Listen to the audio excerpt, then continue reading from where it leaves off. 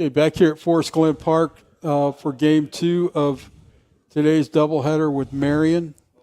Foresters are going to look to rebound from Game 1, a game in which they lost 12-5 after jumping out to a 3-0 lead in the first inning. Let me quickly go through the lineups here. First for Marian, leading off and playing center field, Johnny Rader. Batting second in right field, Cole McManus. Batting third at first base, Zach Bale. The third baseman, Hector Corona, bats fourth. Second baseman, Cameron Salazar.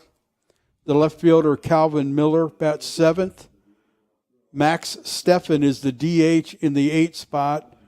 Jacob Dill is the catcher in the 8th spot, Elijah Kelly is the shortstop, batting ninth. And the pitcher is right-hander Lolchinger. Hope I'm pronouncing that right. For Huntington, leading off and playing right field, Declan Thompson. Batting second at second base, Paco Polina. Batting third at third base, Belden Glasgow. Batting fourth at first base is Cam Clarkson. Batting fifth at center field is Dylan Rost.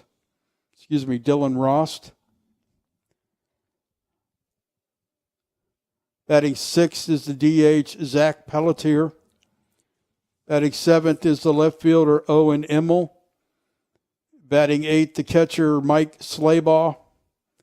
And batting ninth, the shortstop, Cade Flores. On the mound for Huntington will be right-hander Graham Collin. I'm really excited to have joining me for the second game today is a 1988 graduate, but I coached 1 year for you in the spring of 88, so 87 was my last playing year. Yep. Okay. Dave played on my first team here. In fact, when I got the job in July of 1984, Dave is the first phone call I made. I wanted to make sure he was coming back. And I think I remember telling you, hey, give me a year. If you don't like what's going on, I'll help you go someplace else. You definitely did. And I remember that conversation, and I don't regret coming back and staying the next 3. Awesome. So it was a great 3 years with you. And I've told many people I've taken the discipline you taught us over to me when I went to Adams Central and started coaching. So there's a lot of things that I did in practice that you were teaching. I remember the first day you got us all together in the season. You taught us how to put a uniform on correctly. Yep. Well, I did that too when I first started coaching. So, you're one of the guys that I've often felt like I need to send a letter of apology to because I was young and didn't quite know what I was doing. And I know I was competitive and I wanted to win. Of course. And so. And I'm that way as well. Yeah. So there's no letter of apology because I hate losing or I dislike losing. I don't care whether it's baseball or football, euchre. I don't like to lose. So the competitiveness, like I said, you brought it, and that's what we needed because we really went through a rough time that our freshman year. Well, we turned it around. Yes, we did. When you left that year, we were pretty good that year. Yes, you've had a lot of success, which is testament to you and all the things, but you brought it, and it goes back to some discipline that you bring in, and I think I'm not sure how it is at the college level anymore, but I think sometimes we lose some of that in the high school level right now that you just can't have some of the discipline you had in the past to get things done. So. Yeah. And, I think today, not that I'm going to use bad language or anything like that, but you're constantly thinking, can I say that to this young man? Is that going to get me in trouble? Yes. And, the one thing that I wanted to know when I recruit guys is, can I coach you hard? Mm-hmm. Can I push you? Yes. And that seems to be less evident today more and more. Yeah, and I never felt you never pushed it to the limit where anybody wanted to quit. It Yeah. wasn't to that level. You pushed us to, you wanted the best out of us. Yeah. And that's what, as coaches, we want the best out of every athlete that we have. And, you get a recruit in high school. This was the hand I was dealt with. This is the hand that you created. Now, my job was to get the best out of them. Yeah. And sometimes you had to be hard on them. Yep. I think you're right. But being hard on them doesn't mean you don't care for them, you don't like them, and it's just like you can attest that the relationships that you create through coaching, it goes a long ways. Just by me sitting here with you today, when you called and asked if I wanted to join you, that was I've never done this before, and I wasn't going to turn it down, so we can hang out and watch baseball together. Well, it's just basically sitting here talking about baseball. So if we get frustrated, we got a mute button here that we can hit, and so. Well, I'm just amazed with how soon these kids get to play baseball in the spring. Yeah. I can remember we always had to wait until spring break. Yep. Was our first game, and we were always behind, but we held our own. But they're out there playing early, and with this new field that you have, this is the first time I've been able to see a game on it, and it's impressive, very impressive.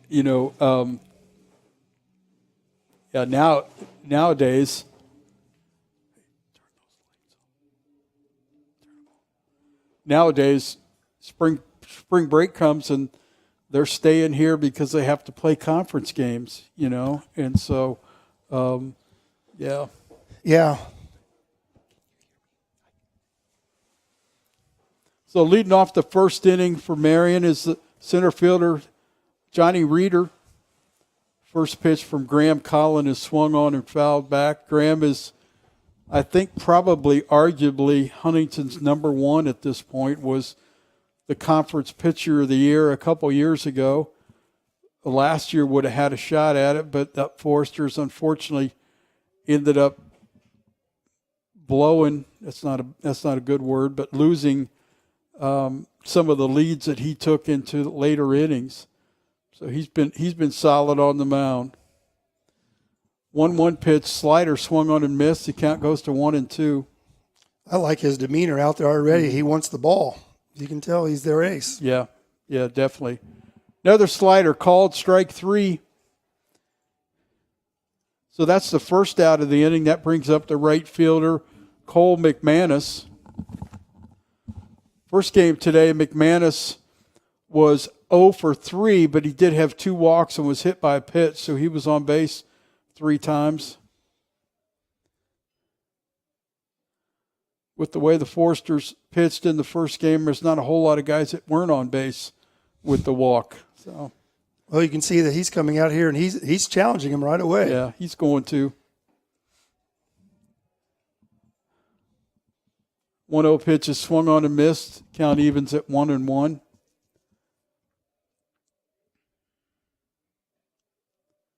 Fastball a little up and outside. Beautiful night here at Forest Glen. If you're not doing anything, come on over. There's concessions, good baseball. 2-1 pitch. I think that must have been a little bit outside. 3-1.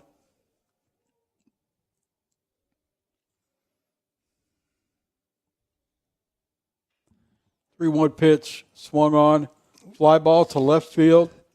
It's taken in by Owen Immel. 2 outs quickly here in the top of the first. That'll bring up first baseman Zach Bale. Zach had a really good game, first game today.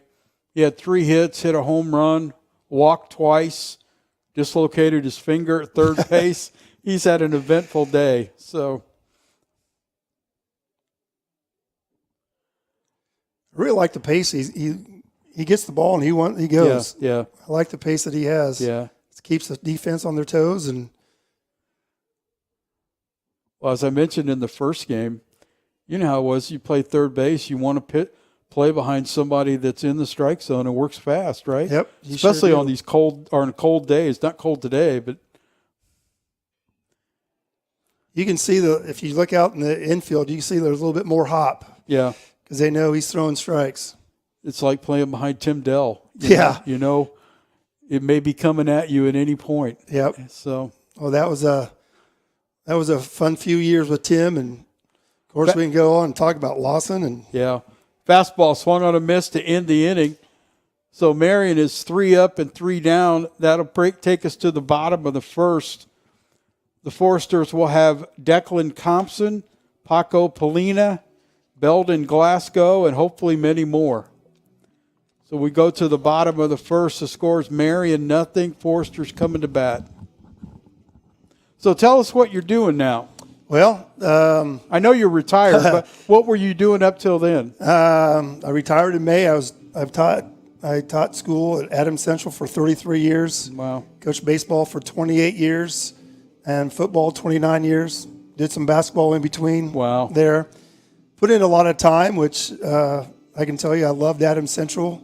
Still love Adams Central. And but there comes a time that you think, you know what, it's time just to retire and enjoy life a little bit, because we were always so busy and on the go. And as you know, we talk about our wives as coaches.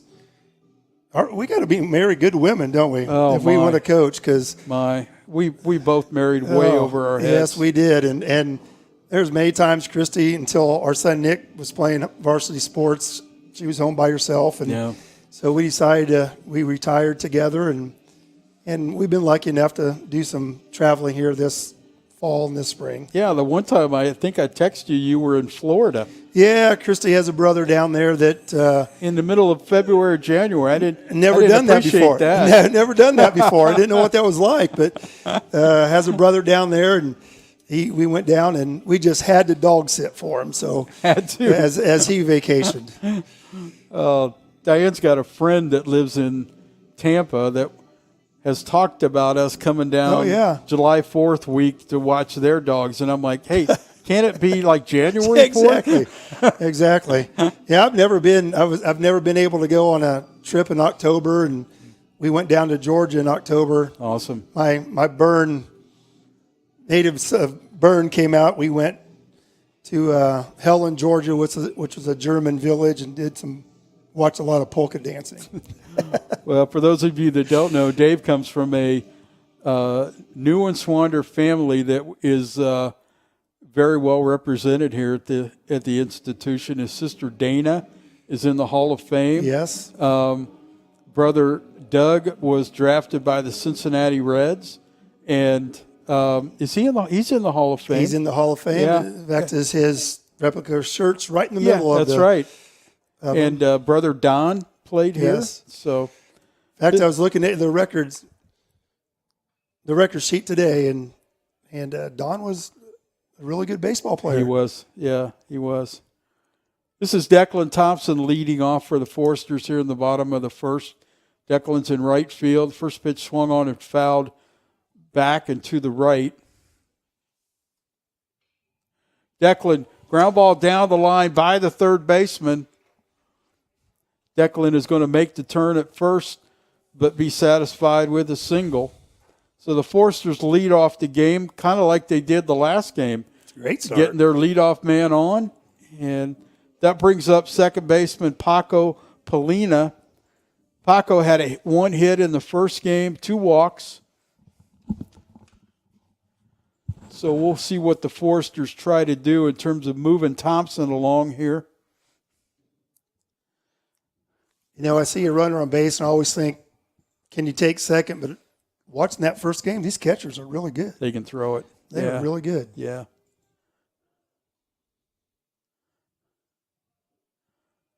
Huntington's young man who's behind the plate here this game is a freshman, and he was all-state last year. He's still a little rough, very competitive, but he's been in the 1-8 range throwing the ball to second base. So first pitch for Paco is low and outside, ball 1.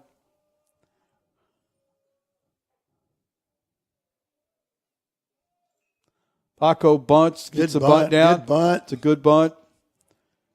Catcher makes the play to first base for the out, moving Thompson to second base. Yeah, look about how nice this field is and how beautiful the field is. And then talking about my brother Don, I remember they had that old wooden fence out here when he was playing, and Yeah. yeah, Had that, the picket fence. The picket I remember fence. that, yeah. And there was no grass in front of the dugouts. no, And I remember those days. I'm not as old as Don, but I remember those. This is Belden Glasgow, third baseman. Belden, the first game, had a hit. Forster's first 4 hitters of the game, first game, had hits to lead off the game, and then it was a little bit slim after that.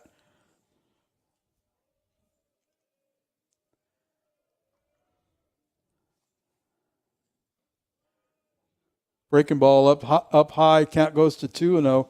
Yeah, this field's changed a lot, hadn't it? oh wow, yes, It's unbelievable. it is. It's a blessing you were able. Well, you and Thad and the whole baseball and the athletic department and everyone involved with just raising the money and getting it done and the lights and it's beautiful. Yeah. Count goes to 3-0 on Glasgow.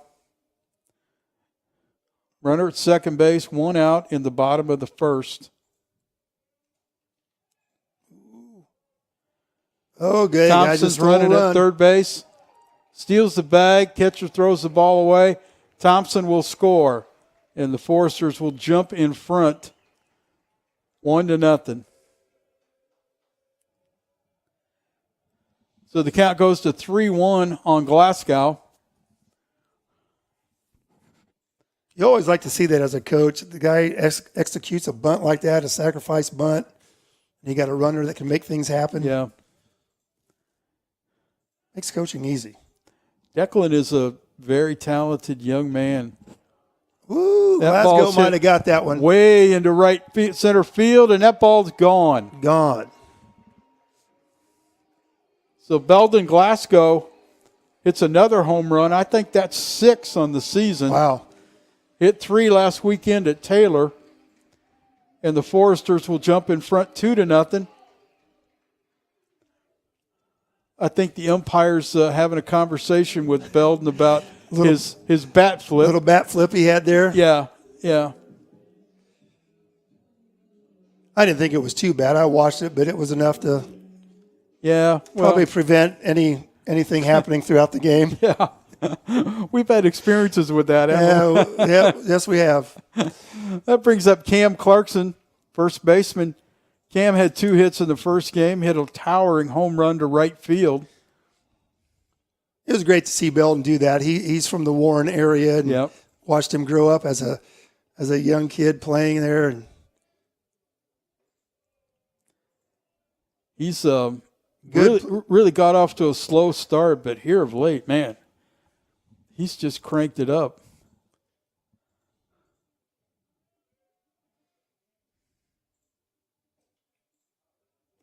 1-1 pitch slider for a strike. Count goes to 1-2.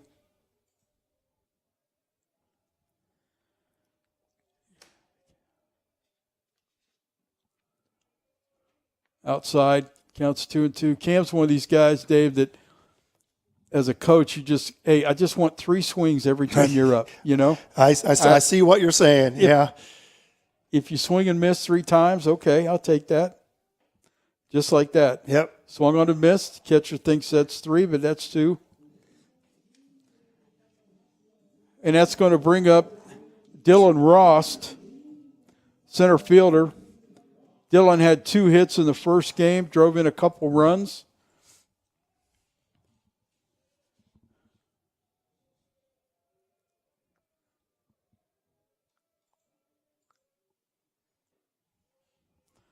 First pitch down low for a ball. Dylan, senior from Granger, Indiana, transferred from the University of Wisconsin Whitewater last year. Swung on a miss. He's been a valuable player. He's played all 3 outfield spots, played some third base.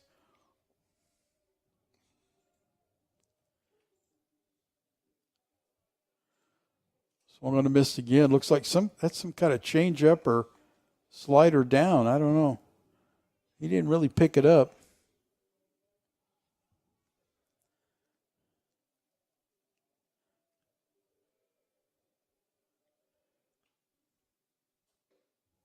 You know, I didn't even know Belden was from Norwell. Yeah. I'm talking to him, you know, in winter practice, and where are you from? Oh no, Dave Newenswander, or not? Dave Goodmiller said something to me about it. Okay, yeah. And I'm like, huh? What? Said something to me about him at church. 2-2 pitch fouled down the left field line and off the wall. Yeah, he had a good career at Norwell. Norwell's had a lot of great baseball players. Man, they have. Gosh.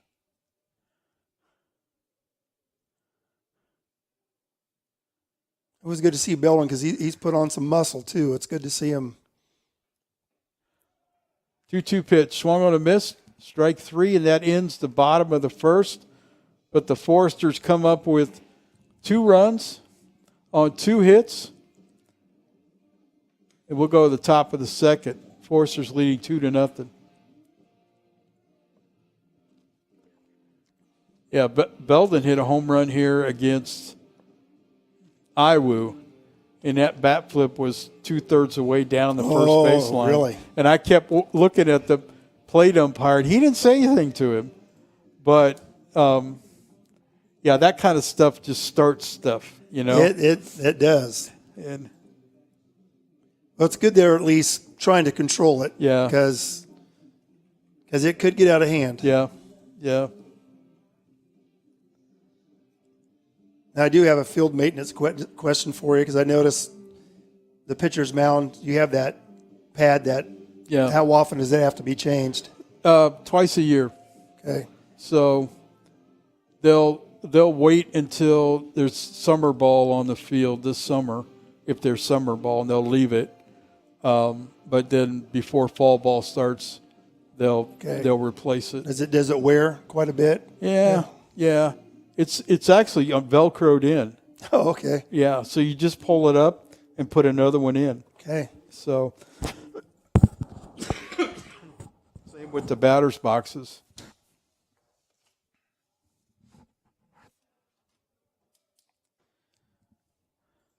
This brings up Cameron Salazar. Is that right, Dave? What number do you got there? Corona, I believe. Corona. Number 36. Okay. Yeah, that's right. Yep, Hector 36. Corona, third baseman.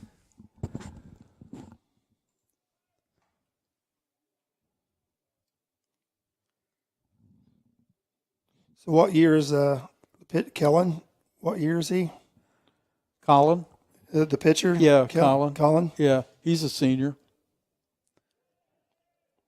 Well, he's got good command of his pitches. Yeah. The 0-1 pitch is on the outside corner for quickly 2 strikes. 0-2 pitch, down and in. He is ultra competitive, and which really helps him on the mound. 2-strike pitch, swung on a missed. Well, you can just see his whole approach to give me the ball. I'm ready to go. His whole approach. He's focused. Yeah. He's competitive, like you said. But he's just focused in. Yeah.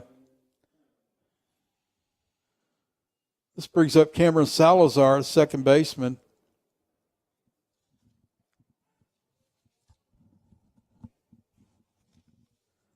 Salazar in game 1 had a hit, a walk, hit by pitch.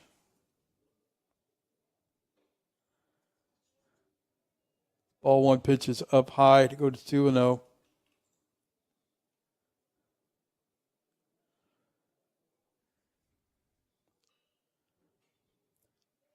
2-0 pitch, swung on.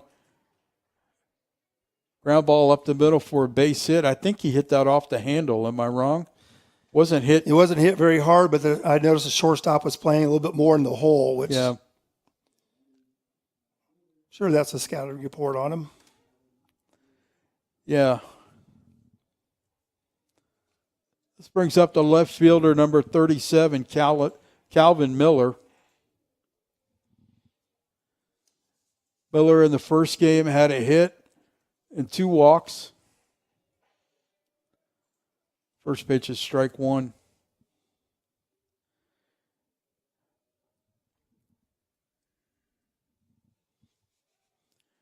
Yeah, Graham went to Homestead High School. We actually recruited him more as an outfielder, third baseman, and we're going to use him in short relief. And we piddled around with that for a couple of years, and then Graham decided I just prefer to be a pitcher, and hoping maybe to have an opportunity at the next level when the season's over. Fastball swung on and fouled straight back. Miller had a good cut at that. It's what everybody wants. They want that opportunity, and I hope he gets it. Yep. Graham in front. No balls, 2 strikes. 0-2 pitch, swung on and lined into the trees down the right field line, and some freshmen will have a good time looking after that. So that looked like a little changeup that he got ahead of him. Yeah. Graham's got a good changeup. He's got a plus slider. So the count's 1 ball and 2 strikes. Excuse me, no balls, 2 strikes. 0-2 pitch up high.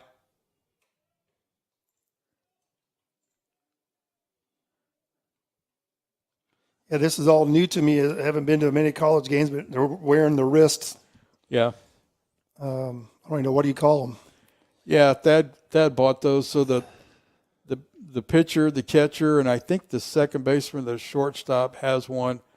And then they have a little walkie-talkie where they just call in the pitch where they want it. And so I tell you, Dave, I couldn't coach today. The technology, the amount of money they have to spend on technology. Of course. And people say, well, throw to first, picked him off first base. That was a nice quick move. Yeah, that's the 3rd or 4th time the Foresters have picked somebody off at first base today. You know, I sit here and give the pitcher a lot of credit for that move, but man, that first baseman had a tag. Yeah. Very good tag. Really good.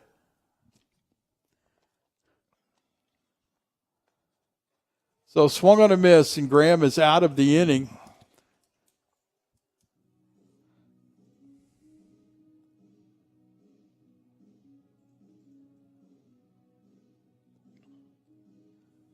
So I didn't write this down. What did their leadoff guy do? Backwards K. Okay. And McManus, the F7. Okay, that's right. And Bill was a backwards K. Yeah, okay. You can just see his demeanor is rubbing off on everybody else. Yeah. Strike 3, they busted in. Yeah. You know, you can just see how they're feeding off of him. And well, as I mentioned, you were here. The first game ended about as poorly as you can end a game.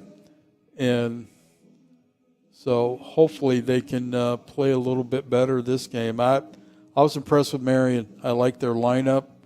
I was impressed with both guys on the mound. The Adams kid that threw in relief was overpowering to some of our guys. Yes. And so they got a nice club.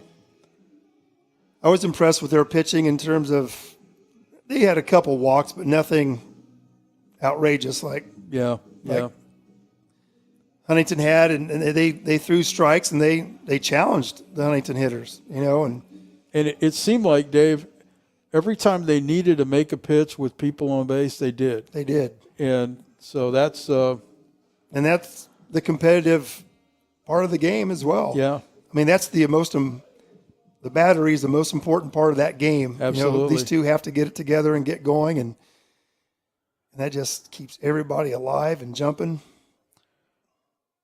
So Zach Pelletier leads off for the Foresters here in the bottom of the second.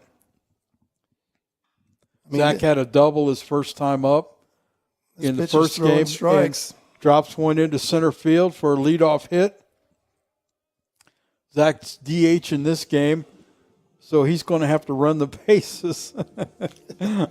So, hey, Zach, second base is straight ahead, okay? So you take that he never does that, or? No, he doesn't. He's basically the starting catcher. Oh, and okay. Yeah.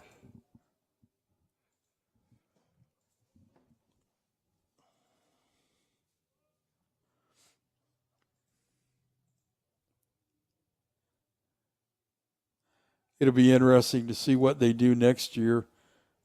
And some of this stuff, I hope I'm allowed to say it, but they have a young man coming in behind the plate that is special. And so I think he, along with the freshman that we have, is probably going to bump to Zach to first base. Okay. And, right now, Zach, even though he's catching most of the time, he's their best defensive first baseman. He's got good feet down there, and so I was working with him a little bit yesterday on some things. And, Yeah, everybody thinks first base is an easy position to play. yeah. There's a lot of footwork you got to. I was working on it with the throw to second base, you know, and what you replacing the feet and how you replace the feet, and and man, he's just sucking it up. He's just all sponge. Counts 2-0 here to Owen Immel. Fastball called strike. In the first game was 0 for 4, excuse me.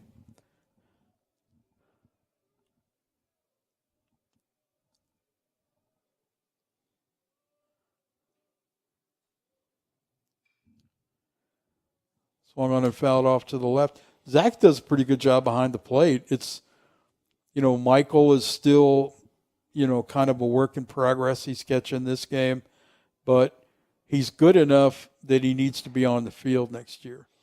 And he's also one of the team leaders, wants to lead, does a good job with that. Your leader needs to be on. Exactly.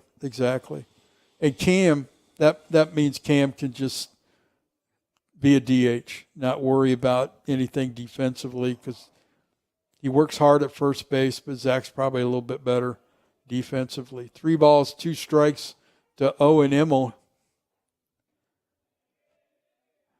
Fastball, check swing, no go. So Immel walks.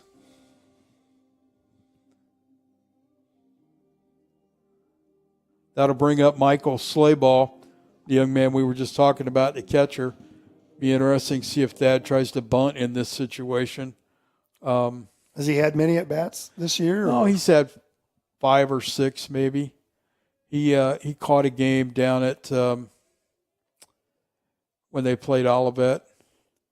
He caught a game. I think he may have caught a game when they went down to Georgia. So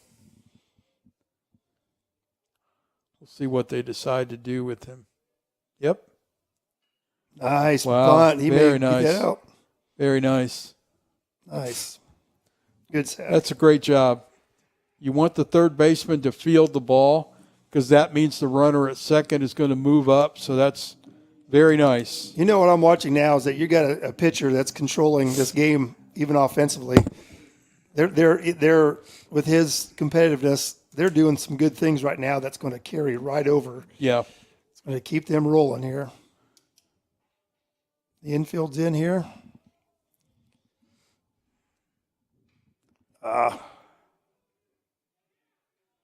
Well, had the contact play on. So the runner at third base is going on contact. And I know that looks silly with the ball back to the pitcher, but that's just the way it is. And so it just didn't work out. But so that'll bring up the top of the order with Declan Thompson, who had a hit the first time up. With the second on a pass ball, right? Or no, they bunted him to second. Bunted him over with a sack, yep. Stole third. The catcher threw the ball away, and he scored the first run of the game.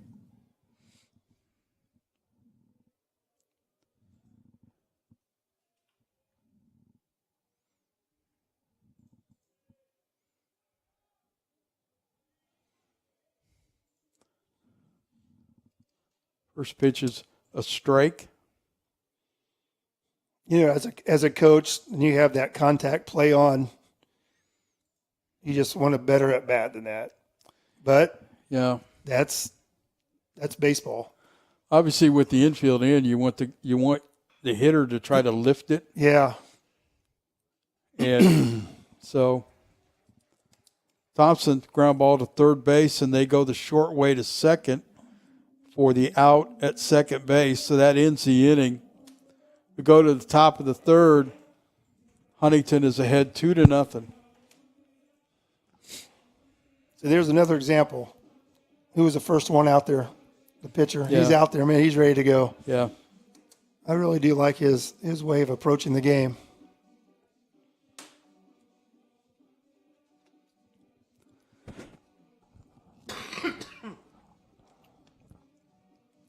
I'm trying to move my mic when I cough. I don't know whether you can hear me cough or not, but Not through the headsets. I Okay, cannot, well, that's so good. you're doing a good job. that's good. So,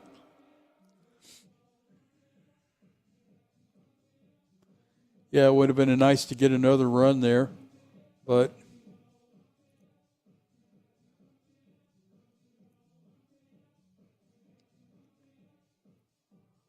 hopefully Graham can continue to shut him down. That was a good throw. Slayball's got a cannon. Yep, So- he does. He has a good cannon. Was he in the All-Star team? Yeah. Yeah. Leading off for Marian.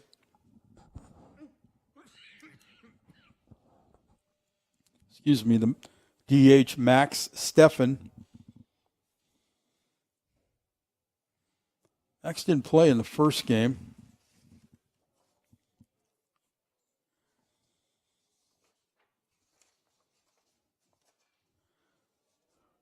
Ball one pitch swung on and fouled to the left.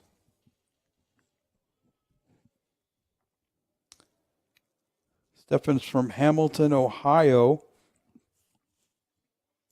Went to Moeller High School and then Marietta, transferred from Marietta.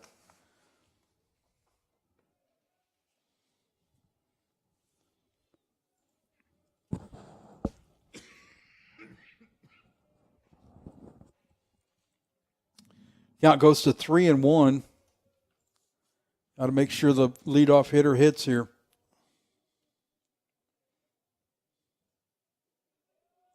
Oh, Ooh, that was close. Ball inside. That's a walk. Brings up the catcher, Jacob Dill.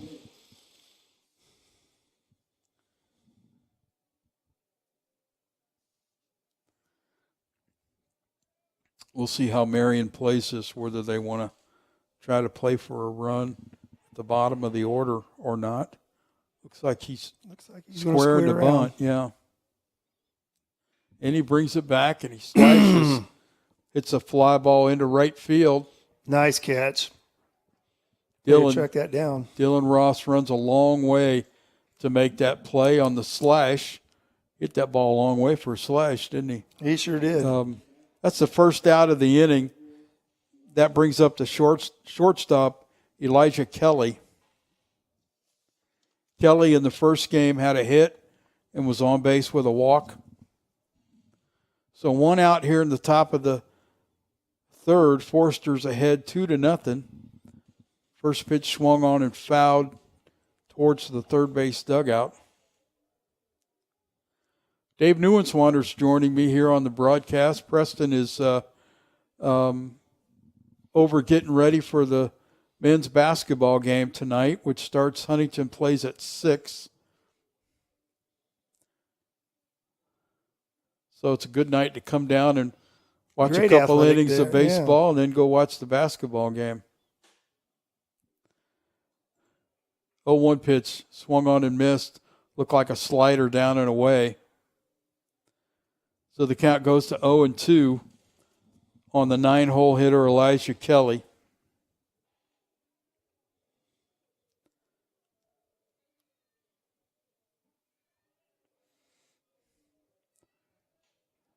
Fastball away. Hey, Champ brought this cookie over to me. I don't know what I'm supposed to do with that. So Well, usually a cookie's brought to you and you need to eat it. I know it's hard to eat it with talking on the broadcast. So everybody can hear you eating that Yeah, cookie. yeah, and then I'll start coughing, and so just getting over a cold. I still got some remnants of that in my throat, I think. 1-2 pitch, low and outside, evens the count at 2-2.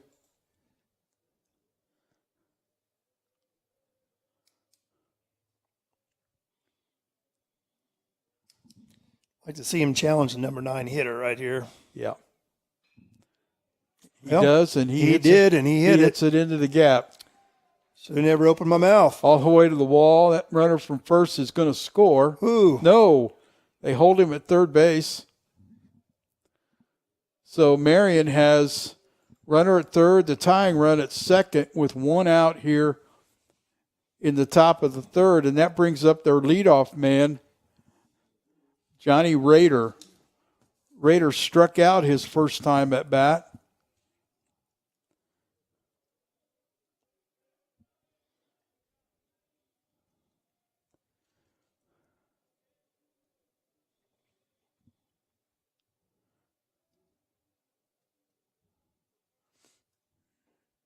That's a good outside pitch. Yeah, first pitch, fastball on the outside corner, called strike.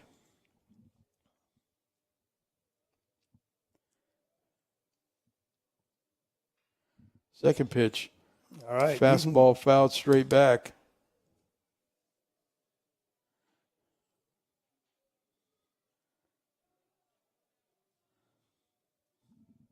So Graham in front, 0-2 on the leadoff hitter, Johnny Rader.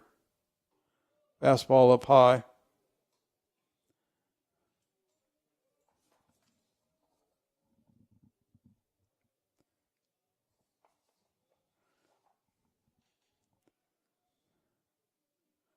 One-two pitch, low and away. Stopped by the catcher. Nice job by Michael behind the plate. Count even to 2-2.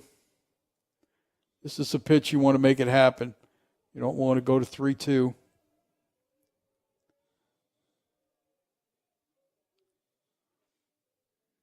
Oh, ring him up. Yes. Fastball down the middle, Michael. That's only 2. Nice pitch. Fooled him. Yes, he did. That's 2 strikeouts for. So that brings up Cole McManus with 2 outs here in the top of the third. McManus came into this doubleheader leading Marian in hitting.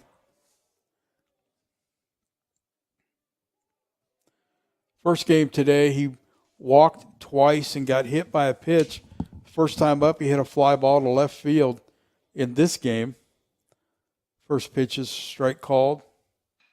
Second pitch. Down. Oh, nice play by the first. He dropped the ball.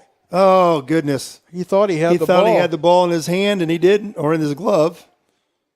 The guy from second came all the way around to score as well. So that'd be an error at first base. Oh. And the tying run scores. Ball was hit pretty hard, but it looked like Cam thought he had made the play, and the ball was behind him. It almost looked like it went through his glove, but he's not looking at like it ripped anything. Yeah. But he thought he had it because he ran to first to get the out. And good base running by Marian. Yeah, they were running hard.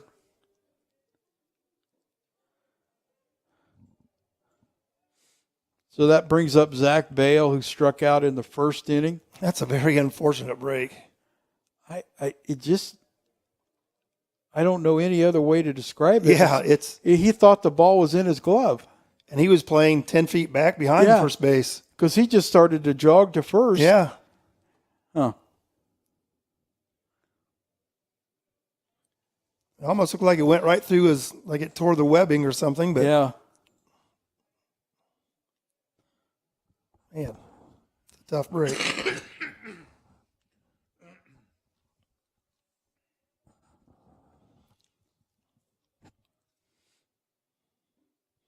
Yeah, Grant was close to getting out of the inning, and now the score's tied. And as coaches and retired coaches, those are the frustrating. Yeah. As a coach, that you should have been out of the inning.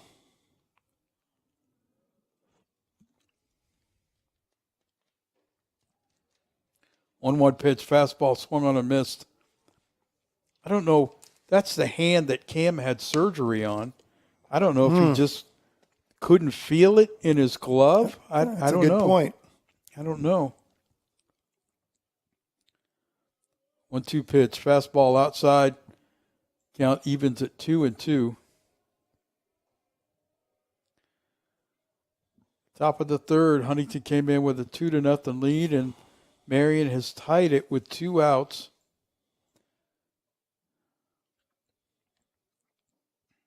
Ooh. I'm not quite sure where that pitch I'm not sure where that pitch was either. It was called a ball.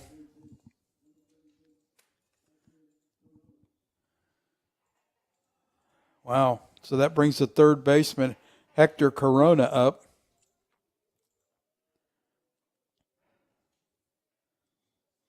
First time up, Corona had a strikeout. So this becomes a big point in the game, trying to get this last out here in the top of the third. Need to get this out. Eliminate the number of pitches. Yeah. That's what you always, as a coach, it's easy as a coach to always, that error has cost him how many more pitches. Yeah.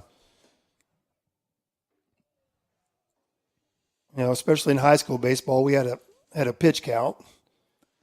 And that's what was always frustrating with when there was an error made, that just more pitches to add up on that pitch count. Yeah. It's good move by the coach out yeah. there. What's disheartening when you have 2 outs and a 1 hopper to your first baseman, you're thinking the inning's over. Yeah. We're out of the inning, but that didn't happen. So. And the pitcher was there covering Yeah. his PFP. Yep.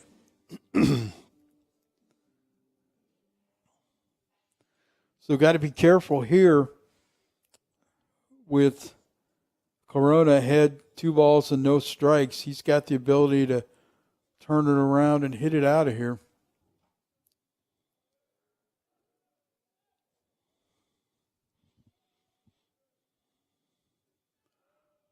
Like a slider up and away. 3 balls, no strikes.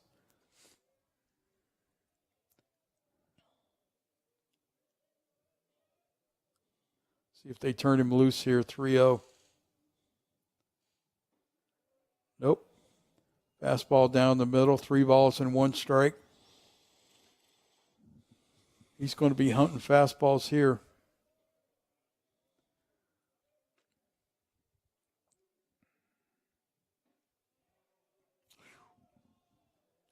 Fastball down, I guess. Fastball low. Boy, I just Across the plate. don't have a good angle here, but those pitches must be low. So the base is loaded now. Second baseman Cameron Salazar up.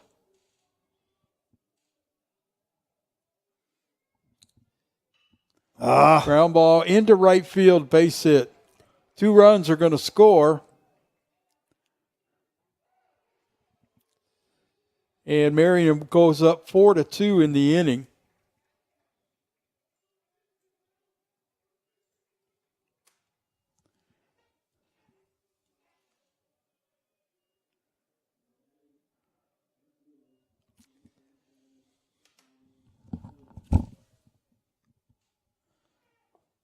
That'll bring up Calvin Miller to the plate. Miller's first time up, struck out. Calvin's in left field here, the second game, as he was in the first game.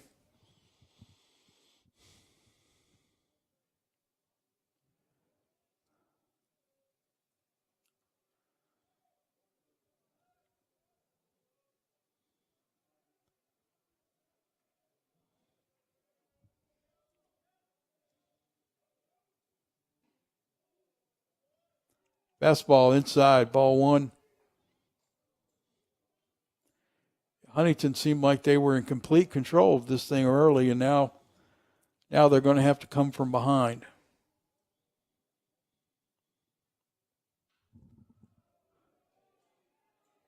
Ball popped up behind the plate. Nice catch by the catcher. Catcher makes the play to end the inning. But Marian scores 4 runs. So we'll head to the bottom of the third. It's Marian 4, Huntington 2. You know, you always think about those statistics, but that inning started on a leadoff walk. Exactly. Yeah. Started on a leadoff walk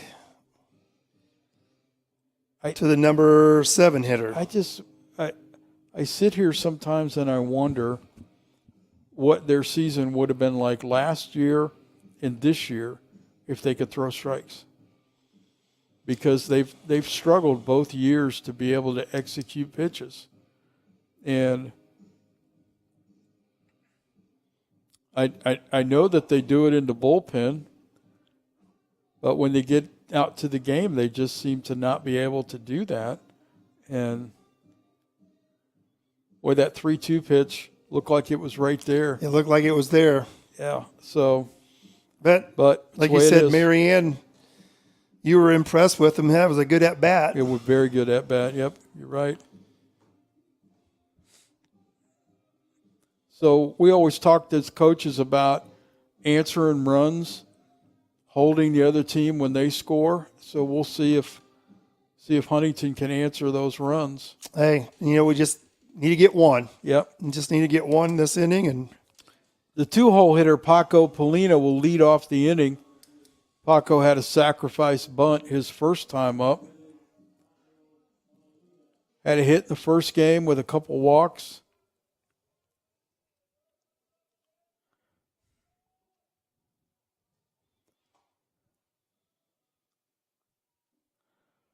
First pitch, some kind of off-speed pitch, swung on and missed.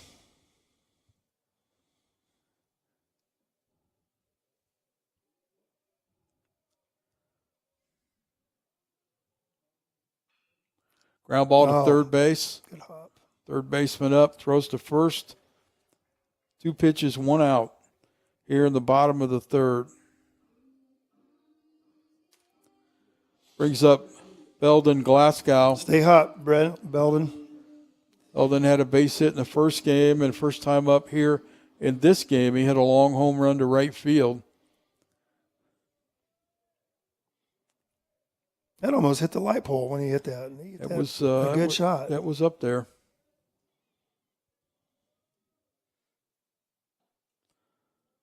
Fastball away.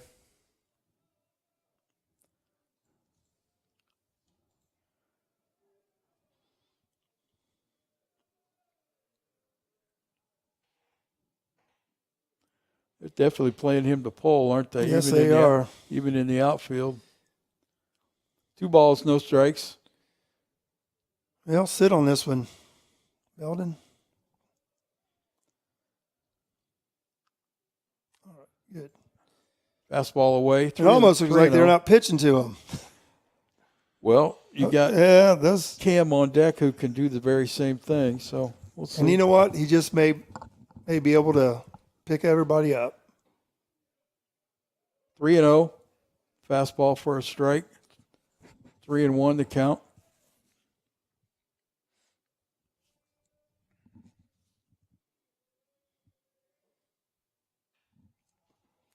He just missed that one. Yep. Just missed it. Fly ball to right field. But we get back to this, Dave. Marian pitchers make pitches when they need to. Yep. They challenged. They just said, Yep. Okay, we got a lead.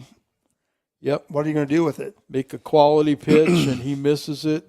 And so it looks like Wheeler's going to hit for Clarkson.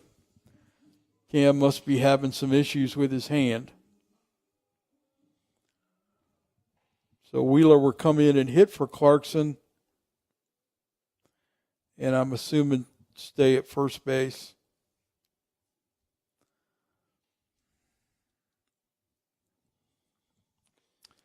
Wheeler pinch hit in the first game and struck out.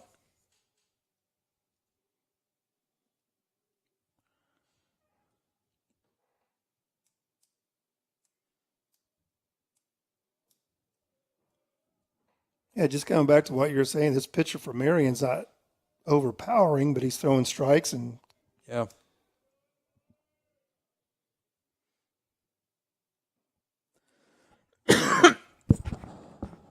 and he gets ahead. Strike. Yeah. Wheeler swung over the top of that changeup or breaking ball. Some kind of off speed. Same thing again. Time for an adjustment.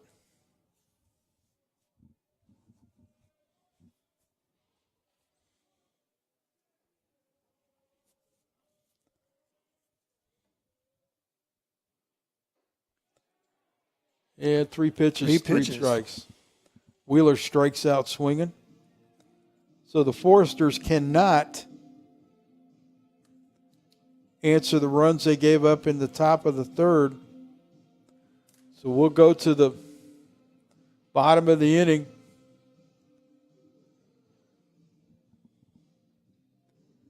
With Marian up 4-2. I've never seen umpires checking gloves. Well, I was going to ask you about that. I've never seen it at this level. Well, it's interesting you said that because I saw that and I thought that's now in college baseball. I didn't know it was. I mean, I can understand checking a glove if Flick's on the mound, but you know. I remember one time we were playing. I don't know whether you're on the team or not, and one of the pitchers got a ball from the umpire, and he went like this, like, I don't want to use it. He's like, it's got a cut in it, and he throws it towards the dugout, and Flick, like a dog on a squirrel, just went right over there and picked it up and put it in his pocket. And he's like, I could throw for this for 3 or 4 innings. Oh, did he really? And he took it to the mound the next time. So, yeah, I'm not sure they. It seems like they check the baseball more. They're checking things more than they check all the things that instead of worrying about what the strike zone is. Yeah, exactly. They're involved in a lot of other things. That's my opinion. Well, I never.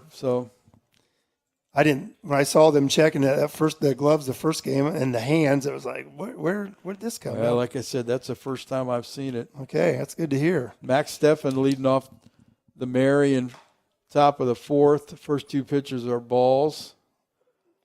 Steffen walked his first time up. Good pitch. 2-0 pitch is in for a strike. See what he can do with it.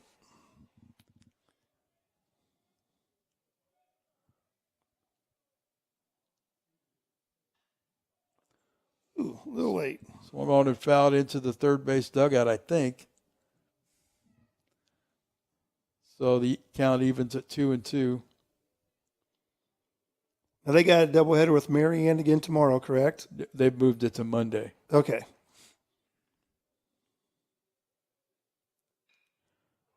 Fastball, ground ball to shortstop, up to first. Steffen is retired. That brings up Jacob Dill. Last time up, Jacob squared like he was going to bunt, pulled it back and swung and hit a fly ball into right center field that Dylan Ross made a nice running catch on.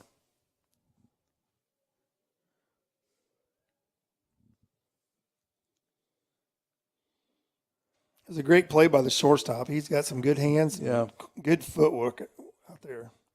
Fastball poured in for the first strike. He's normally the second baseman.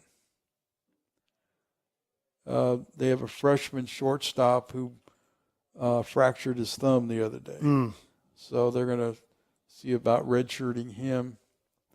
Paco's usually in the outfield, and they're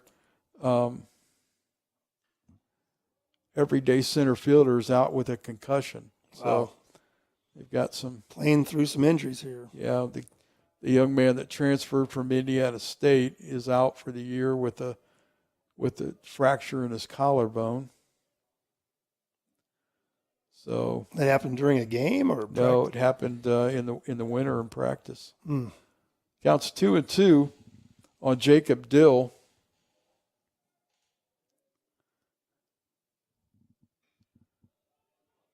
Swung on a little nubber to second base. Throw, got him. Nice play by Paco. Very good play.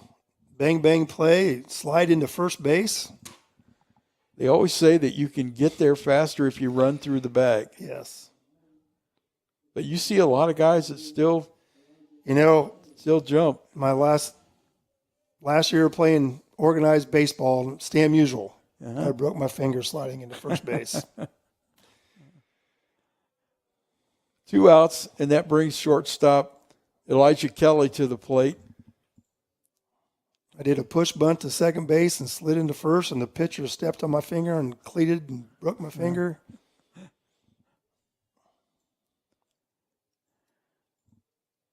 But it's a great effort. Great effort.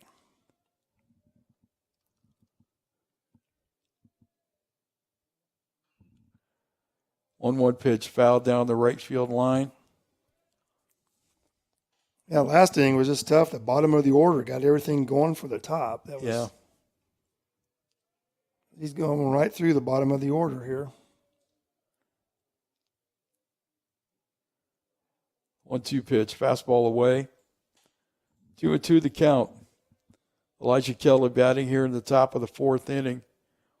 Marian ahead 4-2. 2-strike pitch. High. That runs the count to 3-2.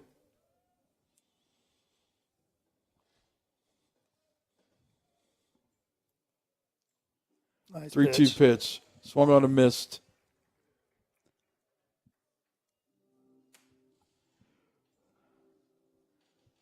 So Mary's out in order here in the top of the 4th. We'll go to the bottom of the 4th.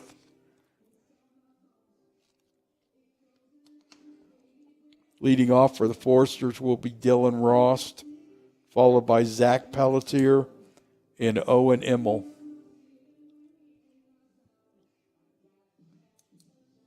You know, when I was a freshman at Hagerstown High School, we went and played Winchester. There was a guy by the name of Thad Abel that was on their team. It eventually came to Huntington. Right, yeah. And so I was a freshman. I had just been brought up to play on the varsity. I'm playing first base. There's a throw from the shortstop, and I stretch out like this with my arm towards home plate to field it right on the line. That steps right on my forearm. And I had 6 cleat marks. And I mean, he didn't mean to, obviously. It just kind of happened. And so that was my introduction to high school baseball when I was a freshman. That had to hurt. It did. It did. When I was a senior here, one of the guys that was a senior with me, Mark Schultz. Mark slid into second base and had a strawberry on his arm right here, and he got infected. He went to the nurse, and she took a wire brush and opened that thing up. You know, he helped coach. Yeah. And he told that story, and oh, my goodness, I made sure anytime that happened, I scrubbed my my strawberries. Yep. Yeah, he said that was the most pain he's ever had. Yeah, we had to hold him down. Dylan Ross leads off here in the bottom of the 4th inning. Forsters need 2 to get even with Marian.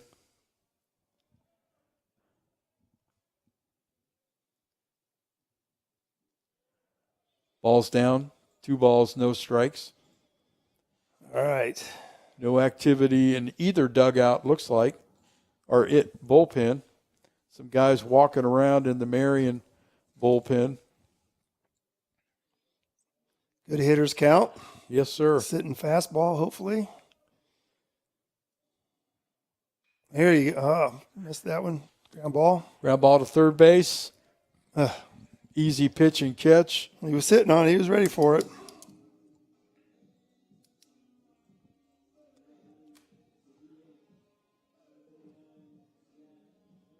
So Rost is out, third base to first. And with 1 out, that brings Zach Pelletier to the plate. Zach caught the first game and is DHing the second game. Had a hit in the first game.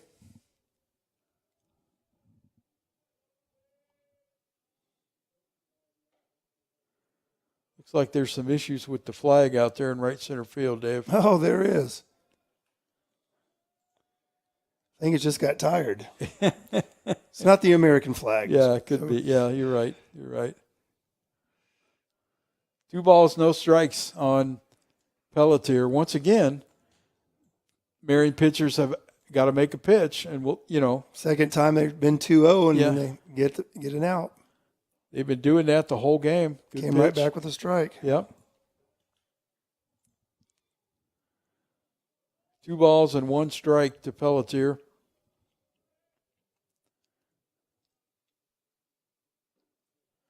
Ooh. Fastball in. Called strike 2. 2 balls, 2 strikes.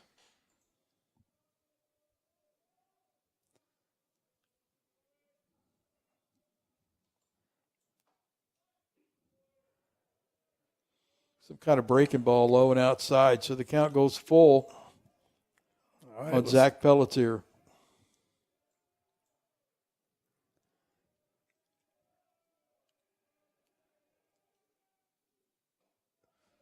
All right, it's a good start. Looks like a fastball inside for ball 4. Pelletier goes to first base, and the Foresters have a base runner. That'll bring up left fielder Owen Immel. Immel walked his first time up. It was 0 for 4 in the first game today.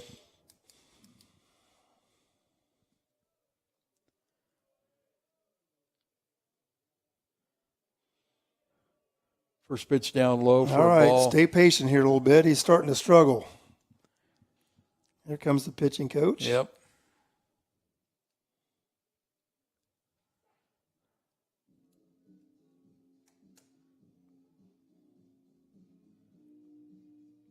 So is Doug retired now?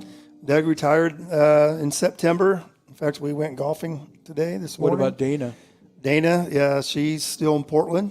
Okay. And Don is retired Okay. with the meat market and everything. And so Who's running the meat market now? he sold it to another family Oh, okay. to take over and do it. Okay. I'm not sure what it's called, Okay. but yeah, Okay. he was able to sell that. He really enjoys fishing. Okay. But yeah, Doug and my son Nick and his buddy we went golfing this morning. Good.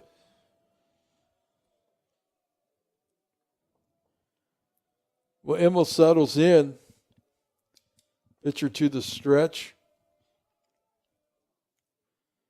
1-0 pitch. Ooh, man. It's a strike in the outside corner. Always good when you throw a strike after the coach comes to out. mound. Yeah, makes you look good. 1-1 count on sophomore Owen Immel. Ball's down low. Pelletier on his horse to second base. Well, he found second base, Coach. He did. Now just keep turning left, man. Yep. So 2 balls and 1 strike to Immel with Zach Pelletier at second base now.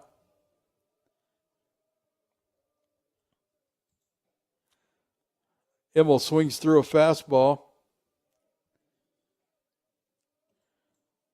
2 balls, 2 strikes.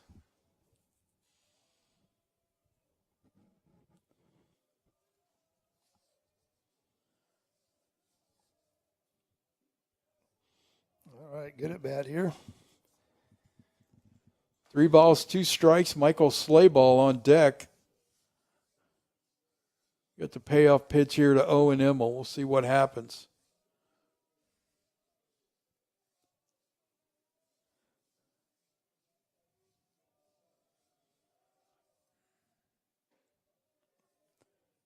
Outside, ball 4. Wow. That's a tough pitch to take. I think It is. So. Yep. So Michael Slayball up.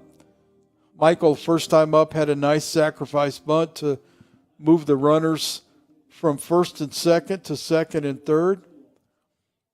So we'll see if he can drive in a run here.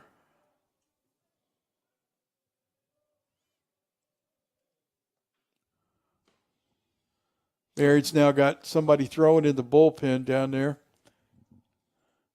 And if my eyes worked anymore, I'd know who it is, but not sure who it is. And I can't help you. No balls, 1 strike on freshman Michael Slayball. Oh, he's ready. Yep. Michael's a freshman catcher. He's going to be special. He's got a chance to be special. He works very hard, and he's going to be a big part of this program moving forward. All right, let's get a good fight up there now. He can run well, so just put the ball in play. Catcher's setting up way outside. Oh, there you go. Oh, I get a hop. Okay. No, whoa. What do you call him there? He called him out at third. Yeah, he did. I think. I guess I didn't see his signal at first because it was kind of close. So Yeah, well, the first baseman wasn't even on the bag Okay. when they threw over there. So 2 outs. That'll bring Cade Flores to the plate. Parker Richard now running at first base for Slayball. Michael's been scuffling a little bit at the plate, so putting that ball in play is a good thing. That's a decent at-bat. So we'll see if Cade can come up big here. Cade had a fielder's choice his first time up.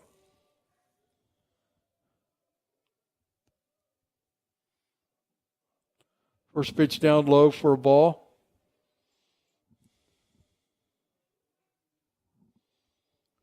Be nice to get him. He's a number 9 hitter, right? Be Yeah. nice to get the top up with the Yeah. bases loaded here if he can get on base.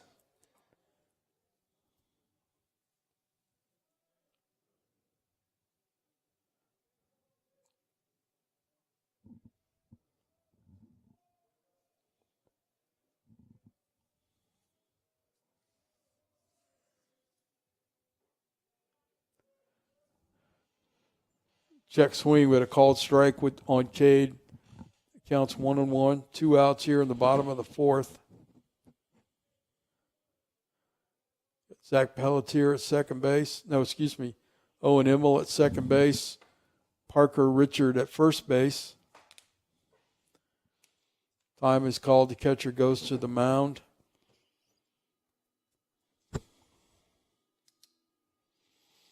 I'd like to see him get to this pitcher because I have a feeling this is going to be his last inning. To me, it just feels like he's thrown. Could be. I don't know how many. I don't have the live stats. I don't know how many pitches he's thrown. But the person in the bullpen's cranking it up a little bit, so. Yeah, that may be take off the hat to the catcher and tell him to go to the mound and stall, you know. Yep. Been there and done that, so we'll see. Big point in the ball game. See if the Foresters can answer those 4 runs by Marian. Good eye. Nope. Ball's down low. I don't know why we would want to check with the base umpire on that, but okay. I don't know what he's going to see there, do you? I think it's automatic by a catcher. Really? I do. I think catchers just, anytime there's a check swing, it's, yeah, I don't know what he's going to see, but I guess you're making sure umpire's awake. Yeah, I don't know, I guess. All right. 3 balls and a strike to Cade. Now sit on a fastball here, and Yeah. it has to be make him throw. Ooh. Nice pitch. And he was sitting on it. I never liked if a player's sitting on a fastball for them to be late on it. You know Yeah. what I mean? I just Yep, thought, I get it. what are we doing here? It was away though, so All right, here we go. Everybody should be moving. Ooh.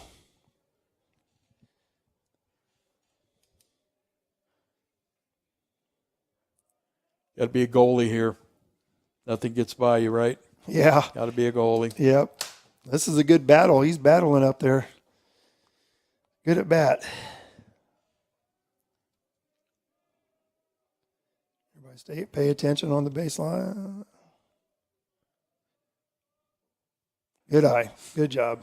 Good at bat. High and outside, ball 4. That'll load the bases, and that brings the Foresters Okay, back here to we the go. top of the order with right fielder Declan Thompson. Here we go. Base hit should tie it up. Declan had a base hit his first time up. Had 2 hits in the first game today. So this young freshman is being productive. Productive as a hitter. Here comes Marian's coach, and that may be it. Yep, looks like it. It's going to be it for Leuchinger. Now, what's your philosophy when the new pitcher comes in? You thinking he's going to throw a fastball first pitch when you're bringing a pitcher? Always like the 0-0 pitch. You think about it, it's 2-0. Yep. You know what I mean? So a certain spot, certain area, and, let it fly. Now, as a freshman, sometimes it's harder to trust freshmen. So, you guys have a number here? I have not seen it yet. If he turns his back, 30. 30.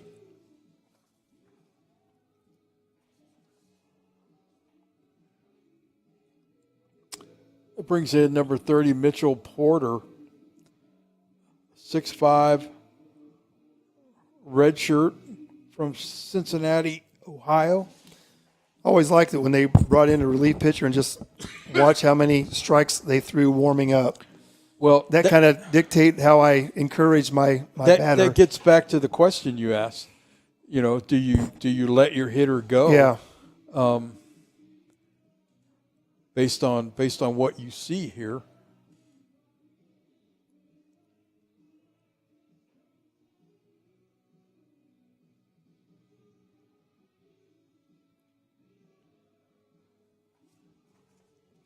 To see if I have any stats on this young man, I do. But can I read them? That's the question.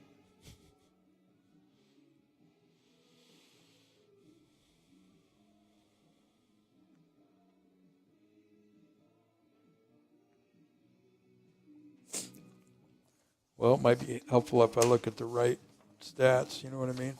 Right team or right team? Yeah. Look at the right team here, Coach. He's 1-0 with a 7.5 ERA. He's made 5 appearances, 6 innings pitched, 7 strikeouts, 5 walks. So he's doing a good job being around the plate, but nothing real consistent.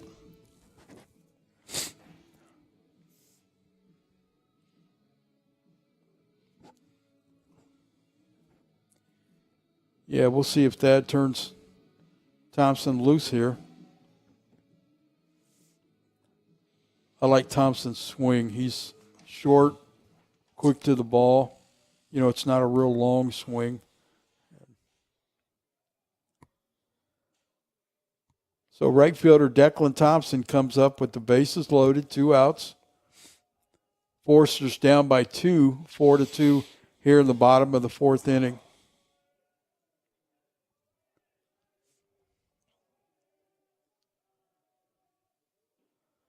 First pitch, breaking ball down low, so he didn't start throw him off with a breaking ball. Yeah. So good at bat right there. You see a lot of kids will swing at that curveball early, and he was going to stay away from that fastball there. Ooh. Fastball inside, count goes to 2-0.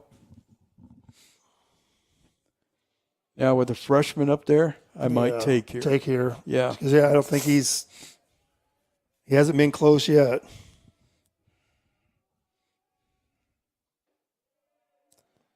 Three and 0. Wow, that's a good pitch. That was a real good pitch, wasn't it?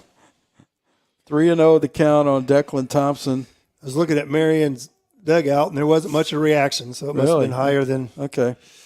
But I thought the same thing.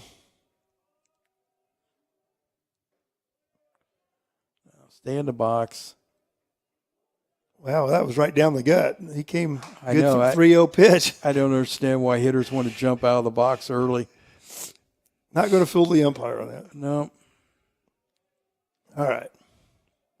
3-1 to Declan Thompson, 2 outs. Bottom of the 4th inning. Good. It's a line drive, base hit. Nice job. Shortstop, base hit. Shortstop does a nice job of keeping that ball in the infield, but that's a base hit. Good at bat by Declan Thompson. Very good. And the Foresters creep a run closer. Scores now 4-3. That was huge for the Foresters. Yeah, very big to get one back here, with a chance to get more. That brings to the plate Paco Polina, who had a sacrifice bunt his first time up.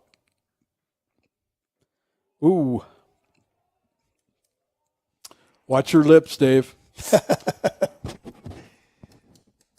That was a nice high and inside pitch. Yeah, people are always yelling from the dugout. Take it. Take it. Yeah, Take okay. one. Take Yeah, it. I'll take it off my head. Yeah. They're in the dugout. They're not. Exactly. They're not in the batter's box. Exactly. 1-0 pitch swung on a miss by Polina. 1 ball, 1 strike.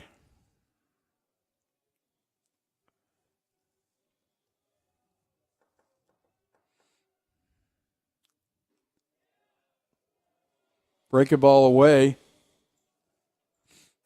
Count goes to 2-1.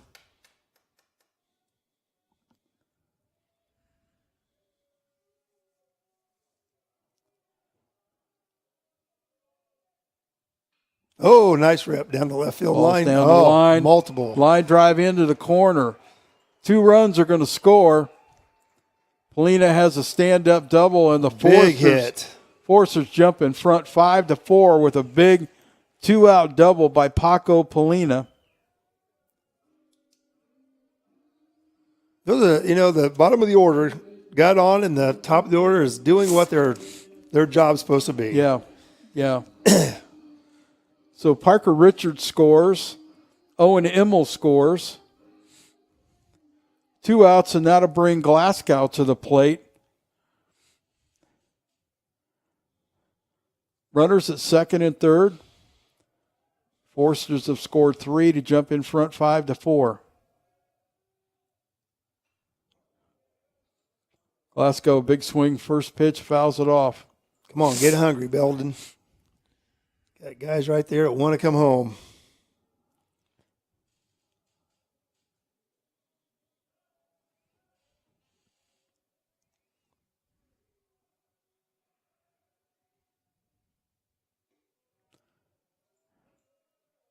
Look, fastball up high.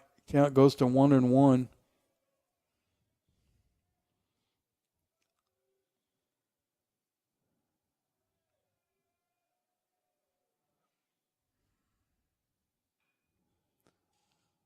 Kind of a check swing foul down the third baseline. And now Glasgow's in the hole, 1 ball, 2 strikes. That looked like that outside pitch is not his strength. Yeah. That looked like their shift. Yeah. There you go, another base hit. Base hit down the right field line into the corner. That'll score 2 runs. Another double. Glasgow's on the way to second base with a sliding double. He turned on that pitch. Yeah. That scores Polina, scores Thompson, and the Foresters jump in front 7-4. Well, no one's warming up in the bullpen. They're going to stay with this. Isn't the score 7-4, right? Not 5-4. Should be. They have 6-4 out there, but it should be 7. Yeah. Just changed it. That brings up Wheeler. Wheeler's hitting in Cam Clarkson's spot. Last time up, he struck out. He needs to get a good at bat here. Yeah. He struggled last at bat. Good at bat.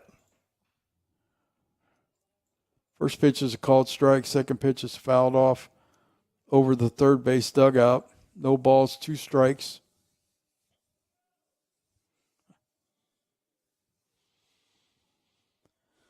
I think the scoreboard's wrong. It's no balls, 2 strikes, I think. Fastball in, just through vibe. So that ends the inning. Forcers, though, score 5 and jump in front 7-4 going to the top of the 5th inning. Great inning. That was a great inning. That was a pretty competitive inning for the Foresters to come back like that. Well, we'll see how if Graham can finish this thing. So This is when you got to get that first out. Mm-hmm. You got to come out after you just score 3-4 runs and get that first batter. It's got to be strike one and out number one. Yep. And Dave, if the other team scored 3 runs in an inning, I always told my leadoff hitter to take until he got a strike. Mm-hmm. Because that pitcher's been sitting in that dugout for a while. And especially, usually when we play, it's cold. Right. And I want him to get us out. I don't want, We don't want to help him. You don't want to help him out. Exactly. But I'd like to see him come right at him. Yeah. See, their leadoff batter has struck out twice already. He's going for the hat trick here, so go at him. That brings up the center fielder, Johnny Reeder. He has struck out his first 2 times at the plate in this game. Here you go. Good start. Breaking ball for a called strike.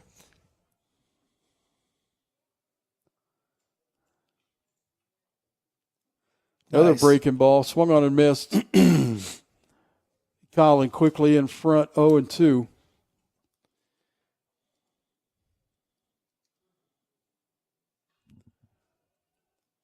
Fastball. It was a good Raider spot. He fouls it chased straight it. back. Yeah, it was kind of up and away. Yep.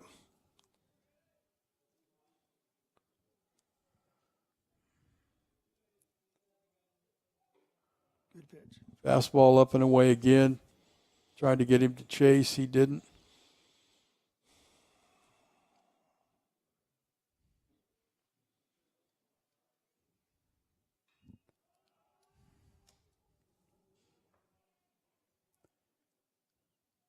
Oh, goodness. There's some misjudgment there. First baseman wasn't even close to it, was he? No. Foul ball and Foul ball. behind the dugout, and it drops. That's a tough play, but still, Yeah.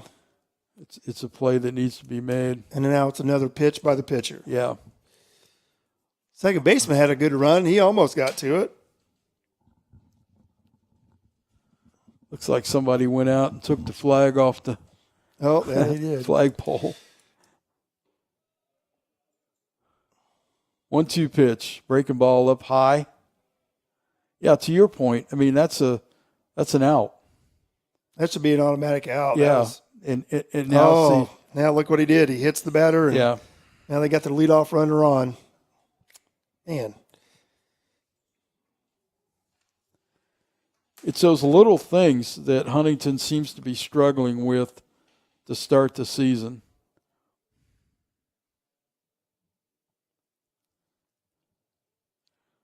Discussion with the umpires here. I'm trying to think about what they Did they think he leaned into it, or maybe there was a question about that. I don't know why the plate umpire would go and talk to the first base umpire. How is he going to see that? There's no angle for it. I do not understand that.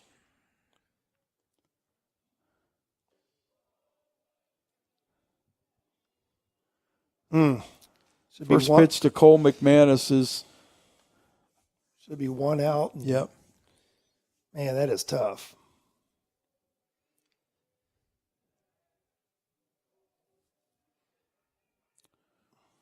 We throw it away. Oh. Boy, I tell you what, there'd been some calls at second base, and I'm like. There's a pickoff attempt at first that got past the first baseman. I can see why this coach is a little upset on that call. Well, he's not supposed to be out on the field. Was that a new rule? Yeah, you're not supposed to come out on the field. Well, that'd have been hard for you. I'd have been a mess, wouldn't I? When did they put that in? A couple of years ago, you were supposed to go to the baseline and ask him to come over to talk to you. And well, good. We'll take it. That's a great break. And that got a warning down south because he took one step over the line. And I'm going to be quiet because my wife. I know what you're saying. She'll tell me I'm going to be a negative. So. I know what you're saying. I know what you're getting to. Like, are you looking for it? Is what?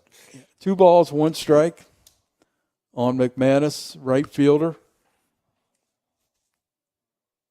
Good pitch. Good pitch. So I was kind of blocked here by the post. I didn't see the ball get away at first base. Yeah, it got away probably only about 10 feet from first base, and first baseman made a great throw for it. That's that angle you were just saying you were working on. Yeah. And McManus swings and misses. That'll bring Zach Bale to the plate. First baseman struck out his first time and then walked. But they made a play. They made a play and did it well and got the call. And I don't know how many times today we've gotten it out on the base pass. Yeah. A lot of bang plays on the base pass. I'm not sure all of them have been outs, but they called right. So we usually have instant replay up here. Okay. So we can see Do that. you really? Oh yeah. And we don't have it today with all the stuff going on in basketball. So what do you think? It's different than instant replay, but what do you think about the experiment in spring training with balls and strikes? I don't know, Dave. You know me. I'm such a traditionalist. Yeah. I don't like it. I had a hard time sitting down here and watch the excavator dig our infield up and tear it out. Put the turf in? Yeah. And the turf is great because it allows you to play, but man, I don't know. It's kind of the same thing that they have in tennis, right? Yeah. I just don't. They want to speed the game up, and I just think it's, man. So I'm going to miss. All right. Proud of the first baseman. He made up for that foul ball not caught. Yeah. Out there, and he turned around and made a great play to throw the guy out at second. Folks, I apologize. I'm trying to make sure you don't hear me coughing, but I'm just getting off a bad cold, and I've got stuff in my throat, so I apologize for that. So we'll go to the bottom of the fifth. Good job by Collins, shut down inning. Forster still leading 7-4.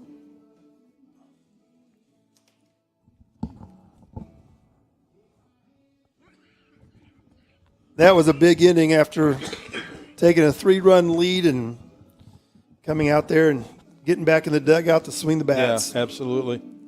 Absolutely. The other thing it does, if you stay with clean innings, you don't have to face their best hitters again, maybe.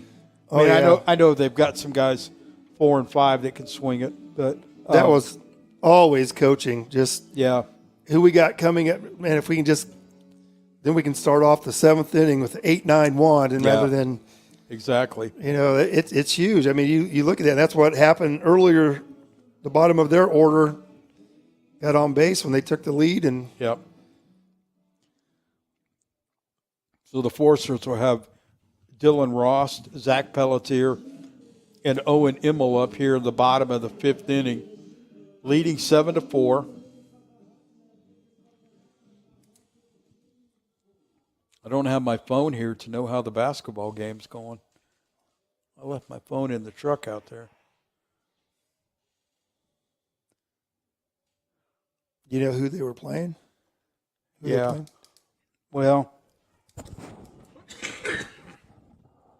no, I don't. Do you know who we're playing in basketball? Yeah. I just know it's a 6 o'clock game. Let's see if I can check it out.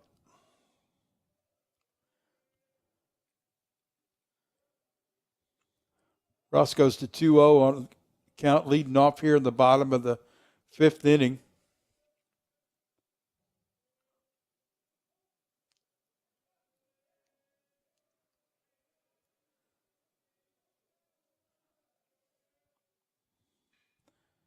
Ground ball in the hole at shortstop. Shortstop fields it, comes up throwing, but Ross is going to beat that out. That was a great play. Single. If he wouldn't have slipped, it might have been a close play. So that brings up Zach Pelletier.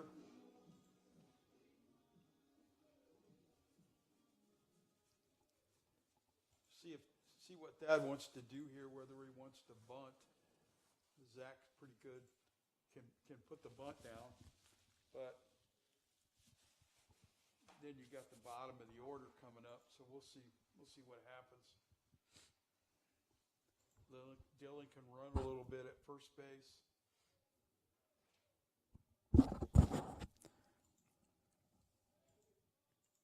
Sorry, I had my microphone off. So they're playing Lords. It says it's 9-4 right now. Okay. We up or down? My internet's just a little slow. Oh, okay. Zach hitting here with the runner at first. First pitch is outside.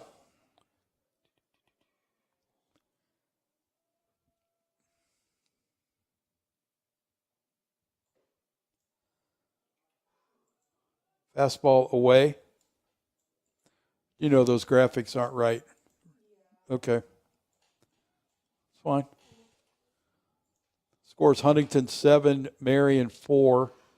We're working on graphics right now. 2-0 pitch to Pelletier is a strike. He shows no signs of bunting at this point. So Coach Frame is, at this point, is going to let him swing away.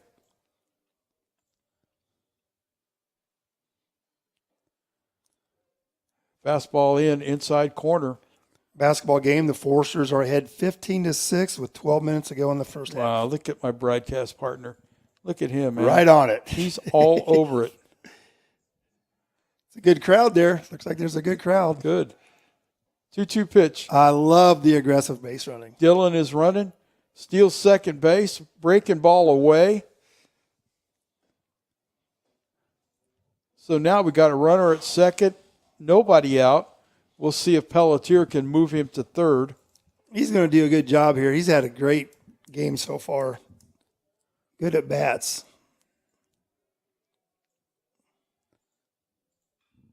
Good fight. Foul ball off to the right.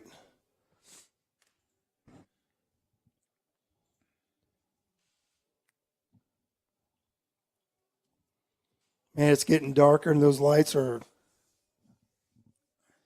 baseball fever right here. Yeah. 3-2 pitch to Pelletier. First turn, throw to second base on a pickoff attempt.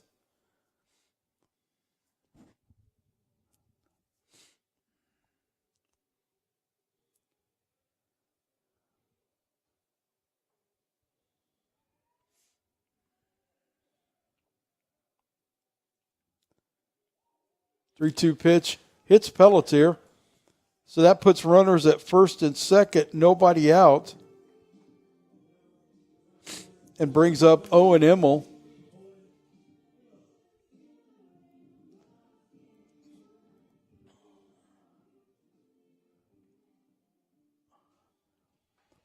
Owen had a sacrifice bunt over at Taylor the other day. We'll see if, I would assume Dad's going to want him doing that here again.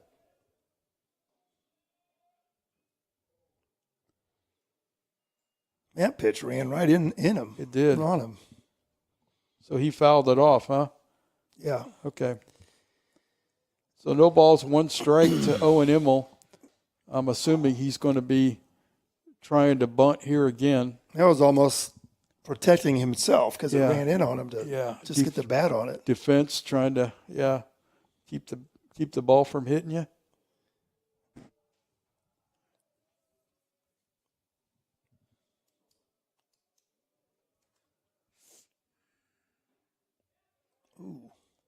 Strike two, catcher throws it into center field.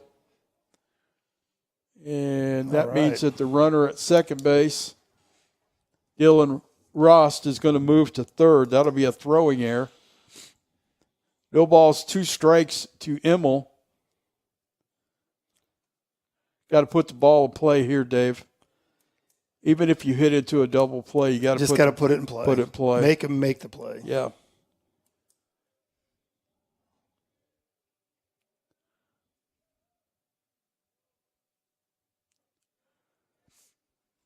Ball high and outside.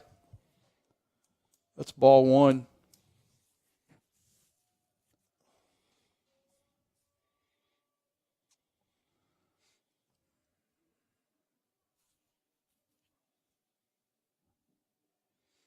Ball's in the dirt. It's a good block by the catcher. Shouldn't say in the dirt anymore. In the turf, right? In the turf that looks like dirt. In the black tire around the plate, yeah. So 2 balls, 2 strikes. Forster's got something cooking here in the bottom of the 5th inning. Wow. The ball's a little outside. How many schools in the conference? 9. And how many have turf? I Uh, know 3, Taylor, Wesley, and you guys. Is there? yeah, Mount Vernon, Okay. Spring Arbor, so 5. Wow.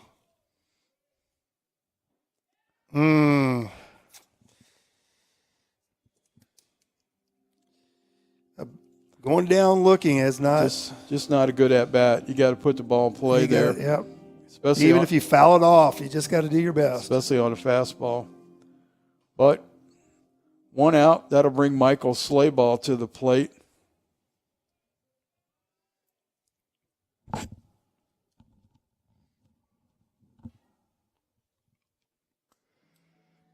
Think he's coming out, talk first and third situation, or is really? I think he's making a pitching change.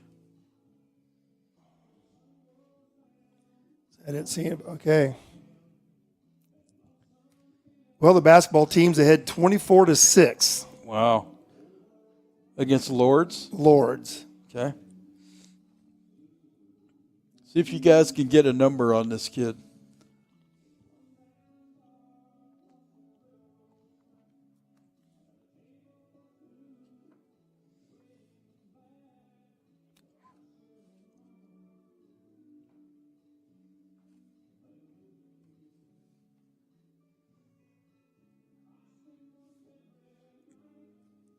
Still trying to find a number on this young man. If he just takes another step one way, we could find it. But maybe after he throws a pitch and turns around, we could see a number here. 30. Looks like 34, but.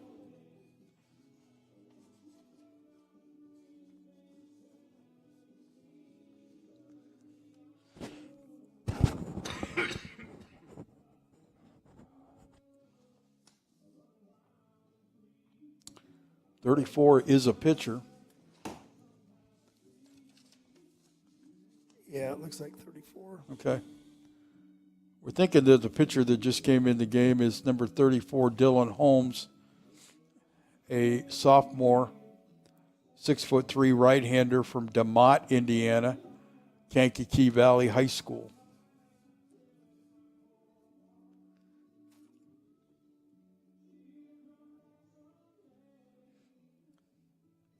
Did you play Kankakee Valley when you were at Adams Central? Never have. No? I don't even know where that's at. It's up kind of up by Rensselaer, up in up in that area.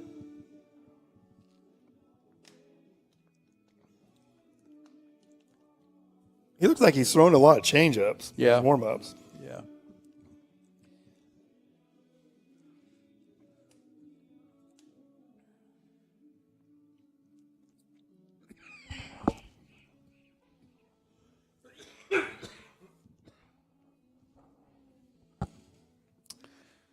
Okay, here we go.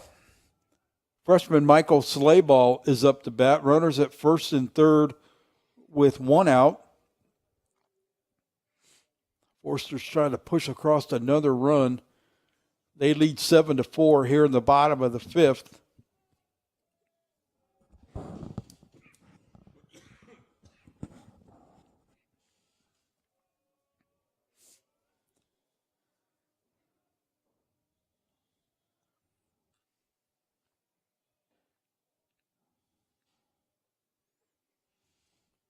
I tried a safety squeeze here, Dave. Do you think he was, or is he just? Well, if that first baseman is going to leave that early,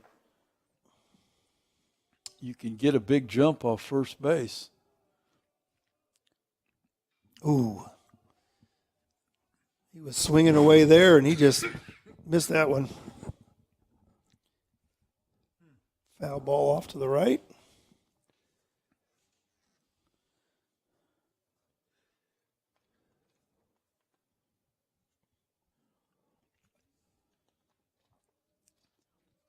Boy, this will be a big hit for this young freshman. Good job. He looks like a ball player.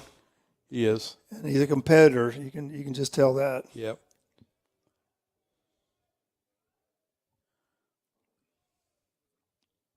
Two balls, one strike to Michael Slayball. Fastball swung on and missed. Counts 2-2.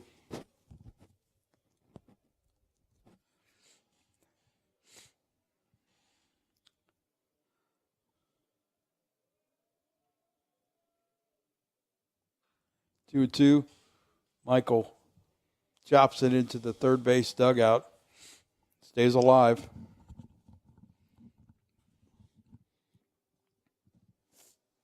If he puts it in play on the ground, I think he's got a chance to beat it out. He can run. Come on, get a good battle here. He's going. Good. Good job. Good job. Yeah. Well, you were right, Coach. Yeah, I didn't think he was going to be able to be doubled up. So that's a good at-bat. That's a good at-bat for Michael. Well, we say you just got to put it in play when you got a runner on third. Yeah. And now you got an opportunity here for the kid at first base can really run. So maybe the opportunity to steal a base and get another run.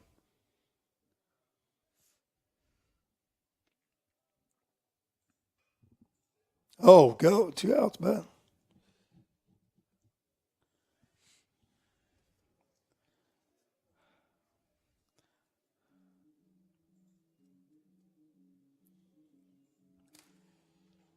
Good inning. Good inning. Like to see him take some pitches and give the kid at first base an opportunity to run. Good read. Yeah.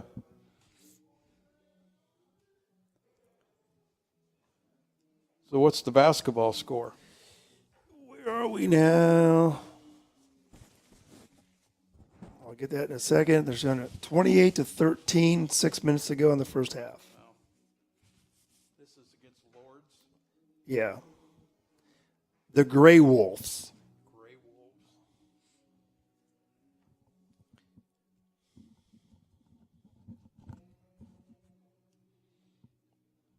I've heard that the team in the other bracket that's here, Northwestern out of Iowa, is pretty good. They're 25-4 and lead the country in three-pointers. So we'll see. So there's 4 teams here. Yeah. I keep moving my mic around. I'm sorry. Yeah, there's 2 games tonight and then the championship tomorrow at 6.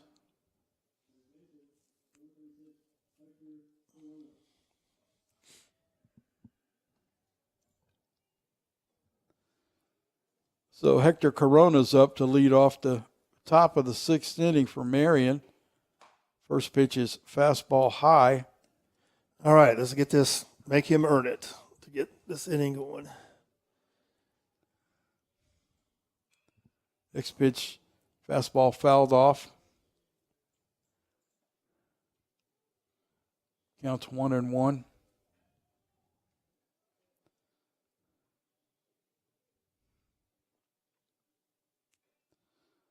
Another fastball fouled straight back. He was on that.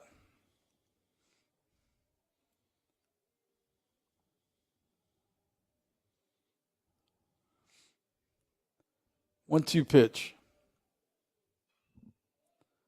Fouled off again, left side. Good job of throwing strikes here.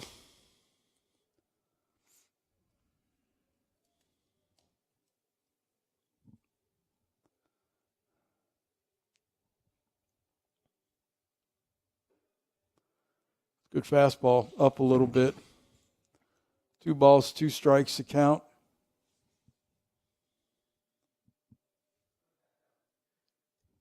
Good pitch. Change up down. Good pitch. Change up down. Had him swing over the top of it. 1 out. Good start to this. Yes. 6th inning. Yep. Get that first batter. Seven inning game just seems like it flies by. It does. After a 9. Yeah. That's an excellent bunt. Nice play. Ooh. Ooh, bang, bang play. Nice play by Belden. Salazar has a bunt hit.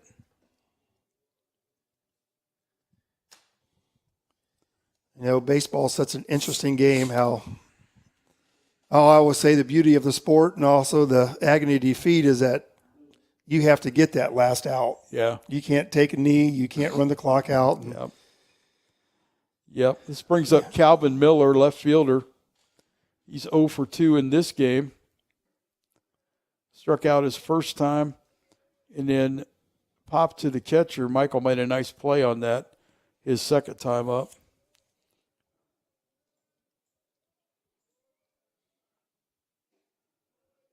Fastball, first strike, counts 1-1. Yeah, I've sat in the dugout a lot of times just wondering if there's a clock somewhere that's going to run out. Please let it run out. Yes, exactly.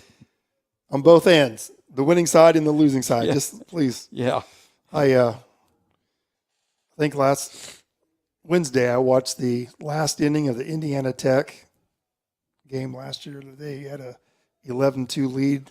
Oh, with 2 outs, nobody on base. Yeah. In the tournament. And IU Southeast went all the way to the World Series. Did they really? Yeah.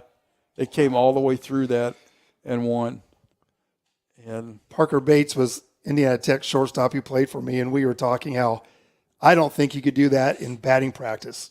Yeah. Say you're up 11-2 and someone will hit the ball or a fly ball. Yeah. Even if they square it up, they're going to hit it at somebody. Yeah. I mean, 11-2, 2 outs, nobody on base. That's crazy. Come back and win. It was 1-2 pitch, fastball high. 2-2 the count. Then I watched, I think that happened to Faulkner, too, against Georgia Gwinnett. Gwinnett. I think that was kind of similar, but not 11-2. They had 2 outs and nobody on base, and good. Change up. Miller swings over the top of it for the second out of the inning. But you got to get that last out. It's tough. That brings up the DH, Max Steffen.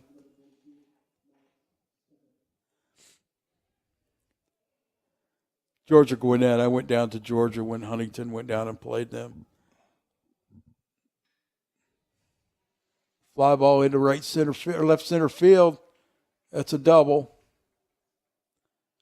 Good play by the long fielder. single. Excuse me. They hold the runner at third base. Is that a whole different story down there? That's the best college baseball team I've ever seen. Wow.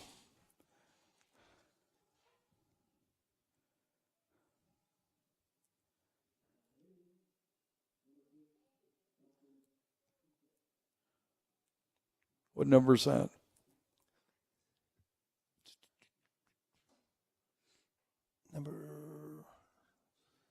Number 6.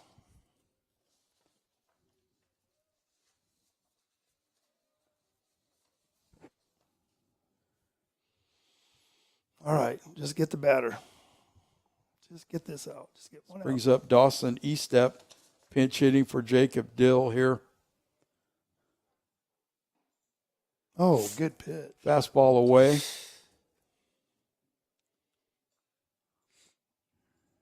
Well, one of your best players here, Dalton Combs. He'll remember we had a 7-3 lead in the regional championship. I remember telling my assistant coach, this first out's a big out. Kid hits a one hopper, boom, 1 out. We never get the third out, and we lose 8-7. Wow. Everything that could go wrong went wrong. Wow. Swinging bunts, bloop singles. And that was a tough one to take because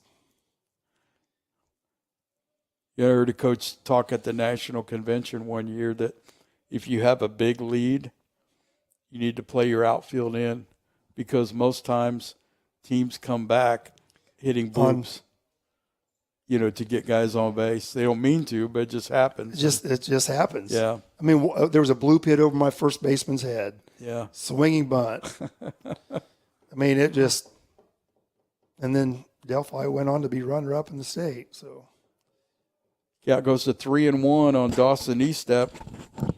That's when we were playing at Wabash, but then they always sent us to Whiting for the other regionals, which took us 4 hours to get there, and the game took 2. Nice facility. Oh, yeah. Very nice. 3-1 pitch, called strike 2. So the runner at first base will be off on this pitch. So we'll see what happens. This is a big pitch in the game right now.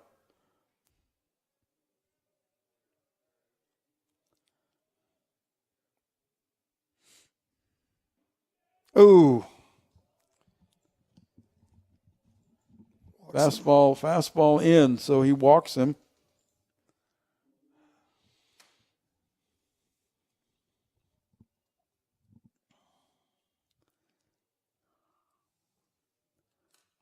That brings up Elijah Kelly, shortstop.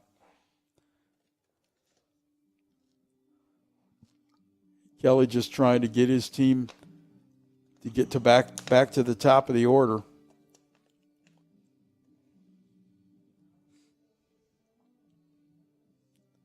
You can't. I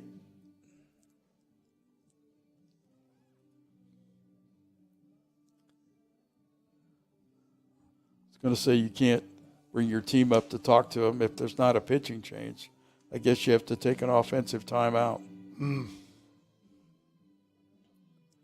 I couldn't coach today because these rules. There's so many. I'd have to have a card in the dugout. Reminds me of. Hey, you got to think about the whole strategy of pinch runners, re-entry. Yeah. When can you courtesy runner? See, I was okay with that. It's these trips to the mound and. Well, I got to the point. Anytime I wanted to go, I would ask especially after I changed pitchers, I would ask the umpire, make sure. Yeah. I don't want to do something stupid, but. But see, now with having the bases loaded, they're going to get their best hitters back up again. Yep. So this is a big out right here. Big at bat for both teams. Well, then high school, they went in, changed the DH a little bit. That was a whole nother twist that you could DH for anyone. How that. See, we don't have that. The re-entry was it was changed. It was just you had to sit there and think about it for a while before the season, and it's not meant to be that difficult, but they make it that difficult. All right, here we go. Big pitch. Count evens at 2-2 with the 9-hole hitter. Elijah Kelly up with the bases loaded here. 2 outs. Top of the 6th inning. 2-2 pitch. Swung on and missed. Nice. That ends the inning. Big out. Very big out. So the Foresters will go to the bottom of the 6th. Hopefully their last at bat. There they go, checking the glove and the hands by the pitcher. Got to do that. Got to do that. So you haven't seen that all spring? I've not. And it may be a rule that just nobody else has done it. Mm-hmm. But I've not seen it. And I'm not knocking these guys. If that's a rule, they're doing what they're supposed to do. So, and it doesn't seem like either coach is questioning it. Yeah. I'll have to ask Coach Frame about that. Once again, I assume it's a rule because they're doing it. So. Well, the basketball score is 37-22. Are they at the half? 47 seconds to go in the first half.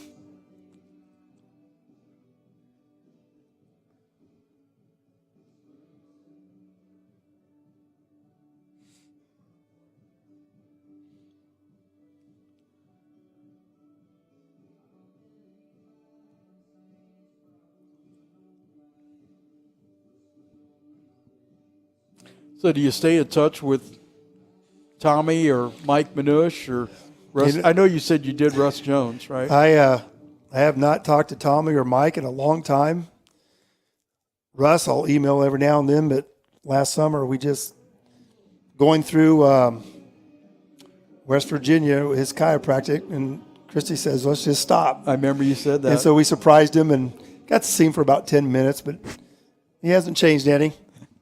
Declan Thompson leading off the bottom of the sixth for the Foresters. Stay in touch a lot with Aaron Willard. Okay. Aaron and I and Flick do a lot with Brian Knopfsinger, who was just a good guy at the college and good roommate, good friend. Aaron Willard's had a great career at Eastside, coaching girls softball and getting the baseball team to the state title game.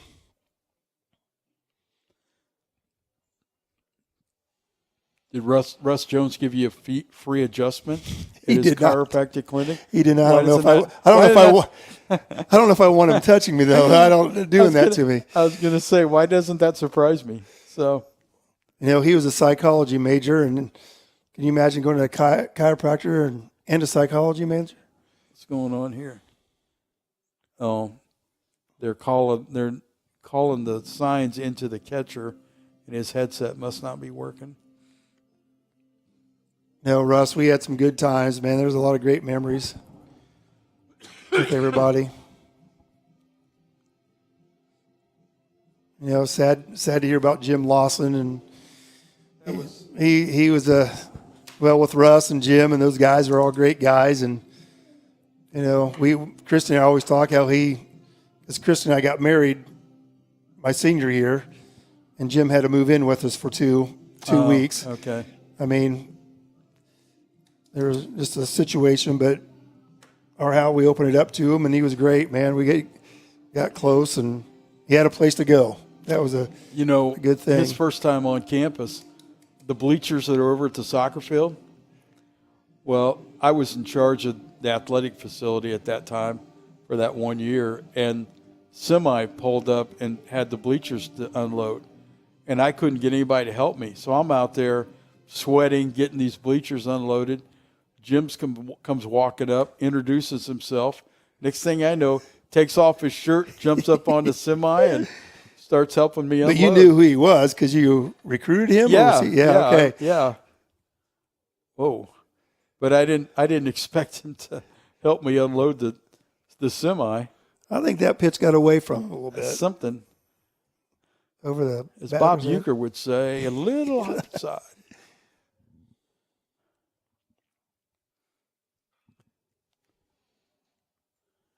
Thompson swung on, foul ball. The count evens at 2-2.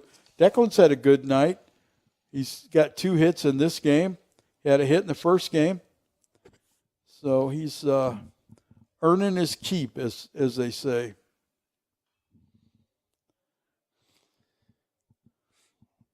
That curveball was just a little bit too high, but it was hard to resist. You got to protect the plate. That one really didn't curve either. It just kind of slurred, and he wanted it. Declan is going to be a good player. He works hard, especially as I say this with all love, just calms down a little bit, Mm-hmm. Sometimes he's got that deer in the headlight look. That'll go away.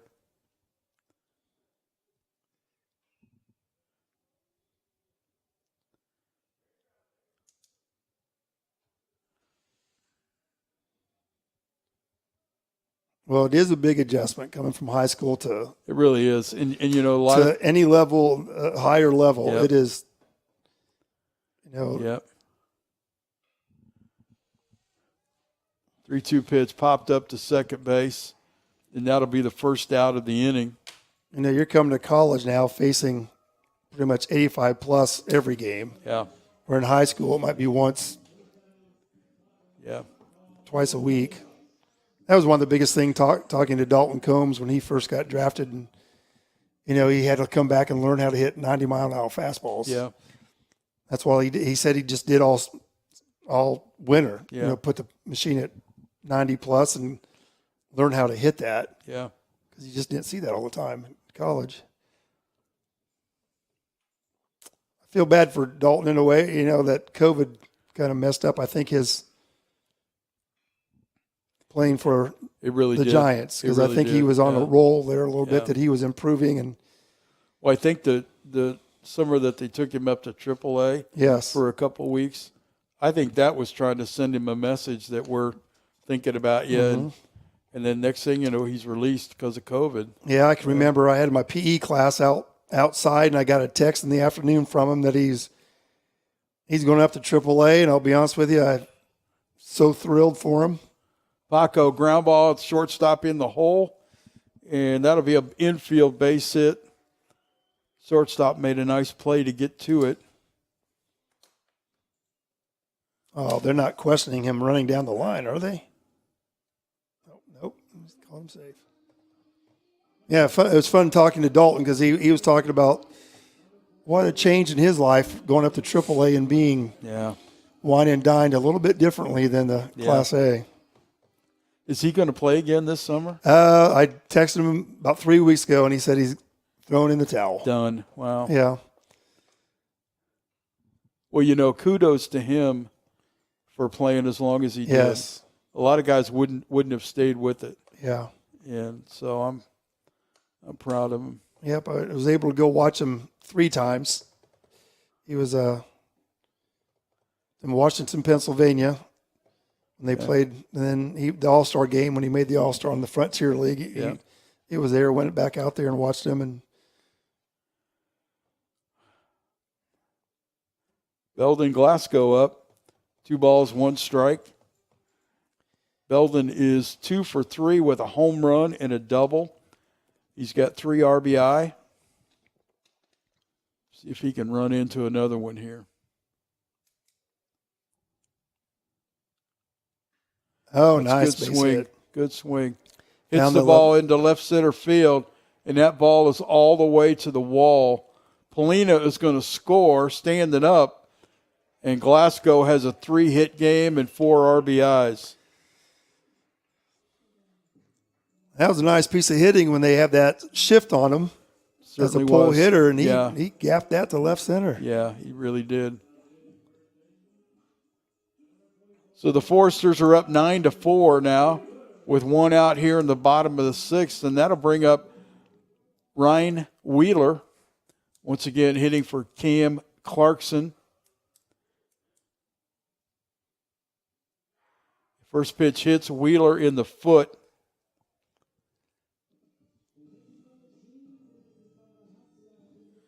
That'll bring up Dylan Rost. How many baseballs did they go through in a game here with this Woods and everything? Well, I don't know who's chasing him, so I haven't seen a lot of chasing going on today. But sometimes it's just you can't do it. You can't find them, especially after dark. Yeah. How are you going to find them? And with the price of baseballs today, man. I hear they're outrageous. They are.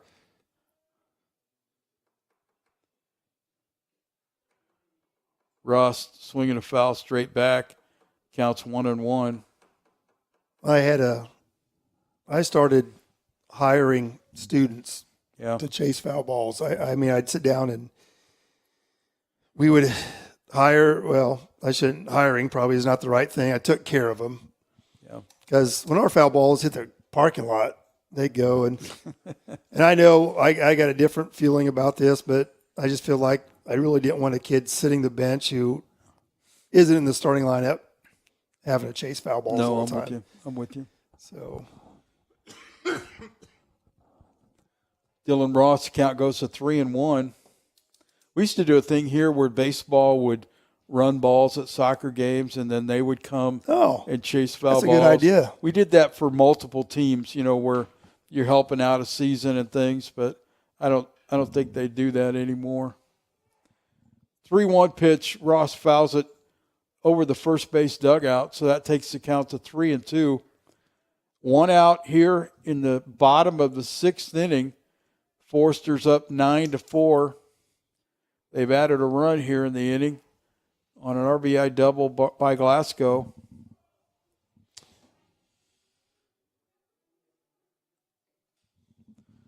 Rose swings. Foul ball in front of the first base dugout for the second out.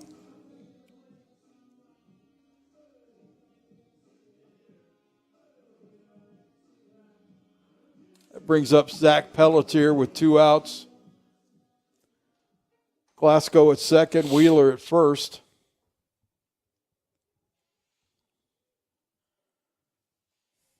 See some activity down in Huntington's bullpen. Nobody throwing yet.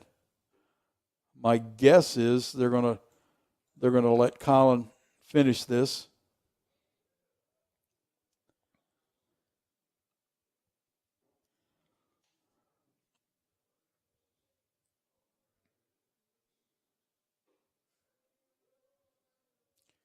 Pelletier takes a fastball for a strike. Counts 1-1.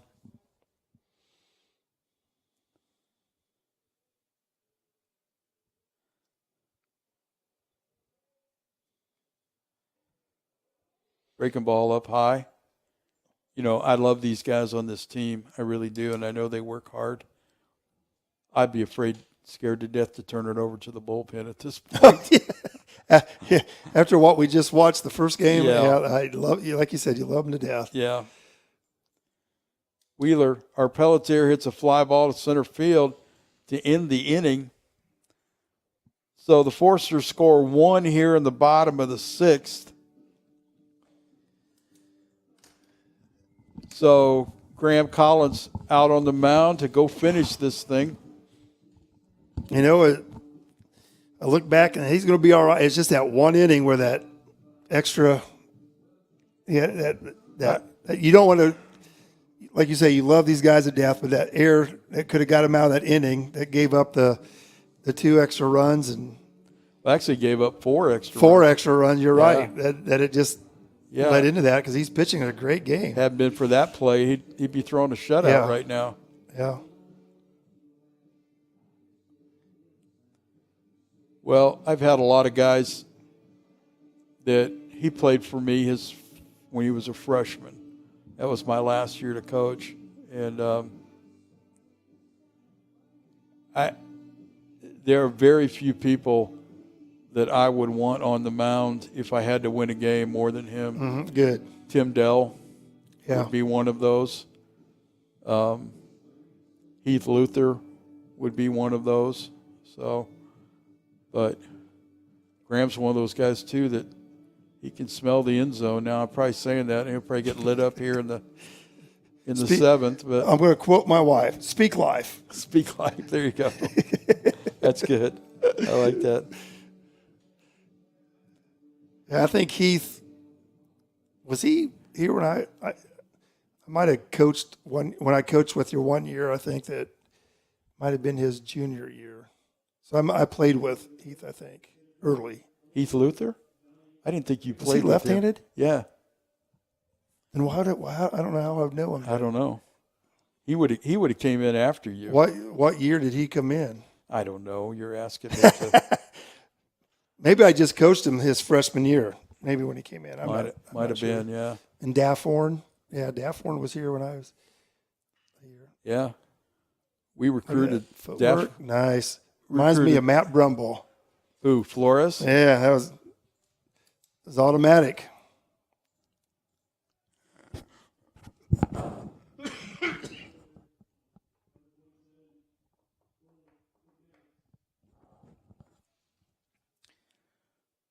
So Rader leads off the inning with a ground ball to shortstop. That's the first out. That brings up Cole McManus.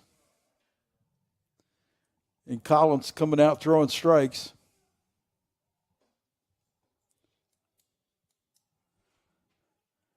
McManus hits a ball down the left field line that was just foul. I had Matt Bischoff come and talk to my team he was a Purdue Big Ten pitcher of the year. Sure. And he told him sometimes you got to just throw batting practice. Yeah. Throw strikes. You got to take something off and throw strikes. And you know, one year I went to Puerto Rico on a missions trip with Tom Roy. It's a fly ball to center field. Dylan Ross puts it away.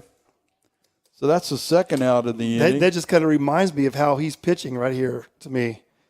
Well, He's throwing. I mean, it's just like yeah. The one year I went down to Puerto Rico, and the team that we went to go see was Caguas in Puerto Rico, and they brought in Jose Alvarez, who pitched for the Braves, and they had two guys get hurt the day that Alvarez got there, and they said, "Hey, you're gonna throw the second game of a doubleheader on Sunday," and he's like, "I've just been playing catch in the outfield." He goes, "Well, we don't have anybody else, so you're going to go out there," and he went out to the mound and just little of this, little of that, take a little off, and he threw 7 shutout innings. wow, And, little breaking ball when you're not looking for it. just something different. Yeah. I mean, he's coming right at him, and it looks like he's just not trying to trick him or anything. 2-strike pitch Man, that's a good pitch. to Bale, a little bit outside. I think Michael wanted that. Yes, he did. Good catcher working with his pitcher right there. 1-2 the count. Fastball fouled off. See, he's just nice and smooth and not trying to overthrow.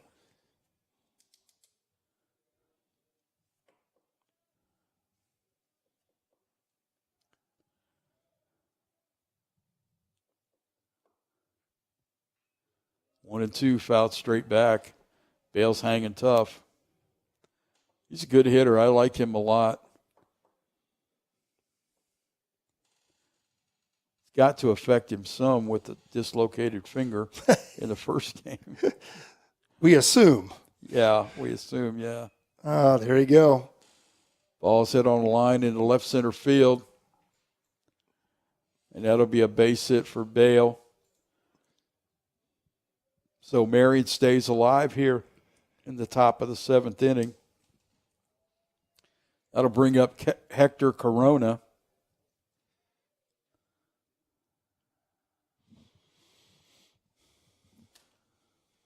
Corona's 0 for 2 with a walk.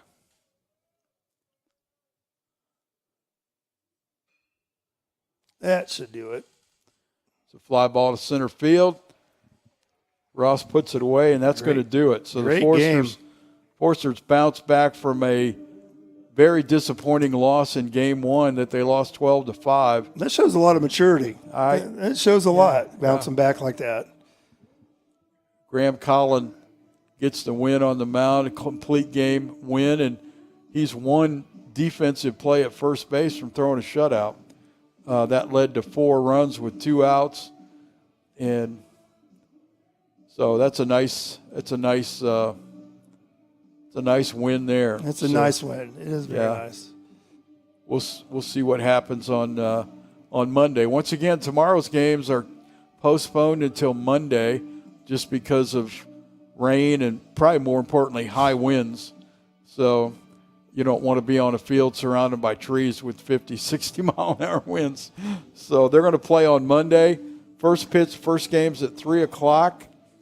Special thanks to my good friend Dave Neuenswander. Well, I appreciate you calling me. Yeah, it's just been very, very enjoyable. Very enjoyable. I enjoyed every bit of it. Yeah. Be honest with you, I was kind of nervous because I thought I've never done this, but just talking baseball is that's all it is. That's all it is. A lot of fun. So I appreciate your call. I didn't hesitate. Good. So it was fun. Good. To come hang out and good deal. Get this done. Good deal. Well, we'll wrap things up here and see how basketball's doing. 39-22, start of the second half. All right. Forsters. Sounds good. Thank you, young lady, for your work today. We're off air.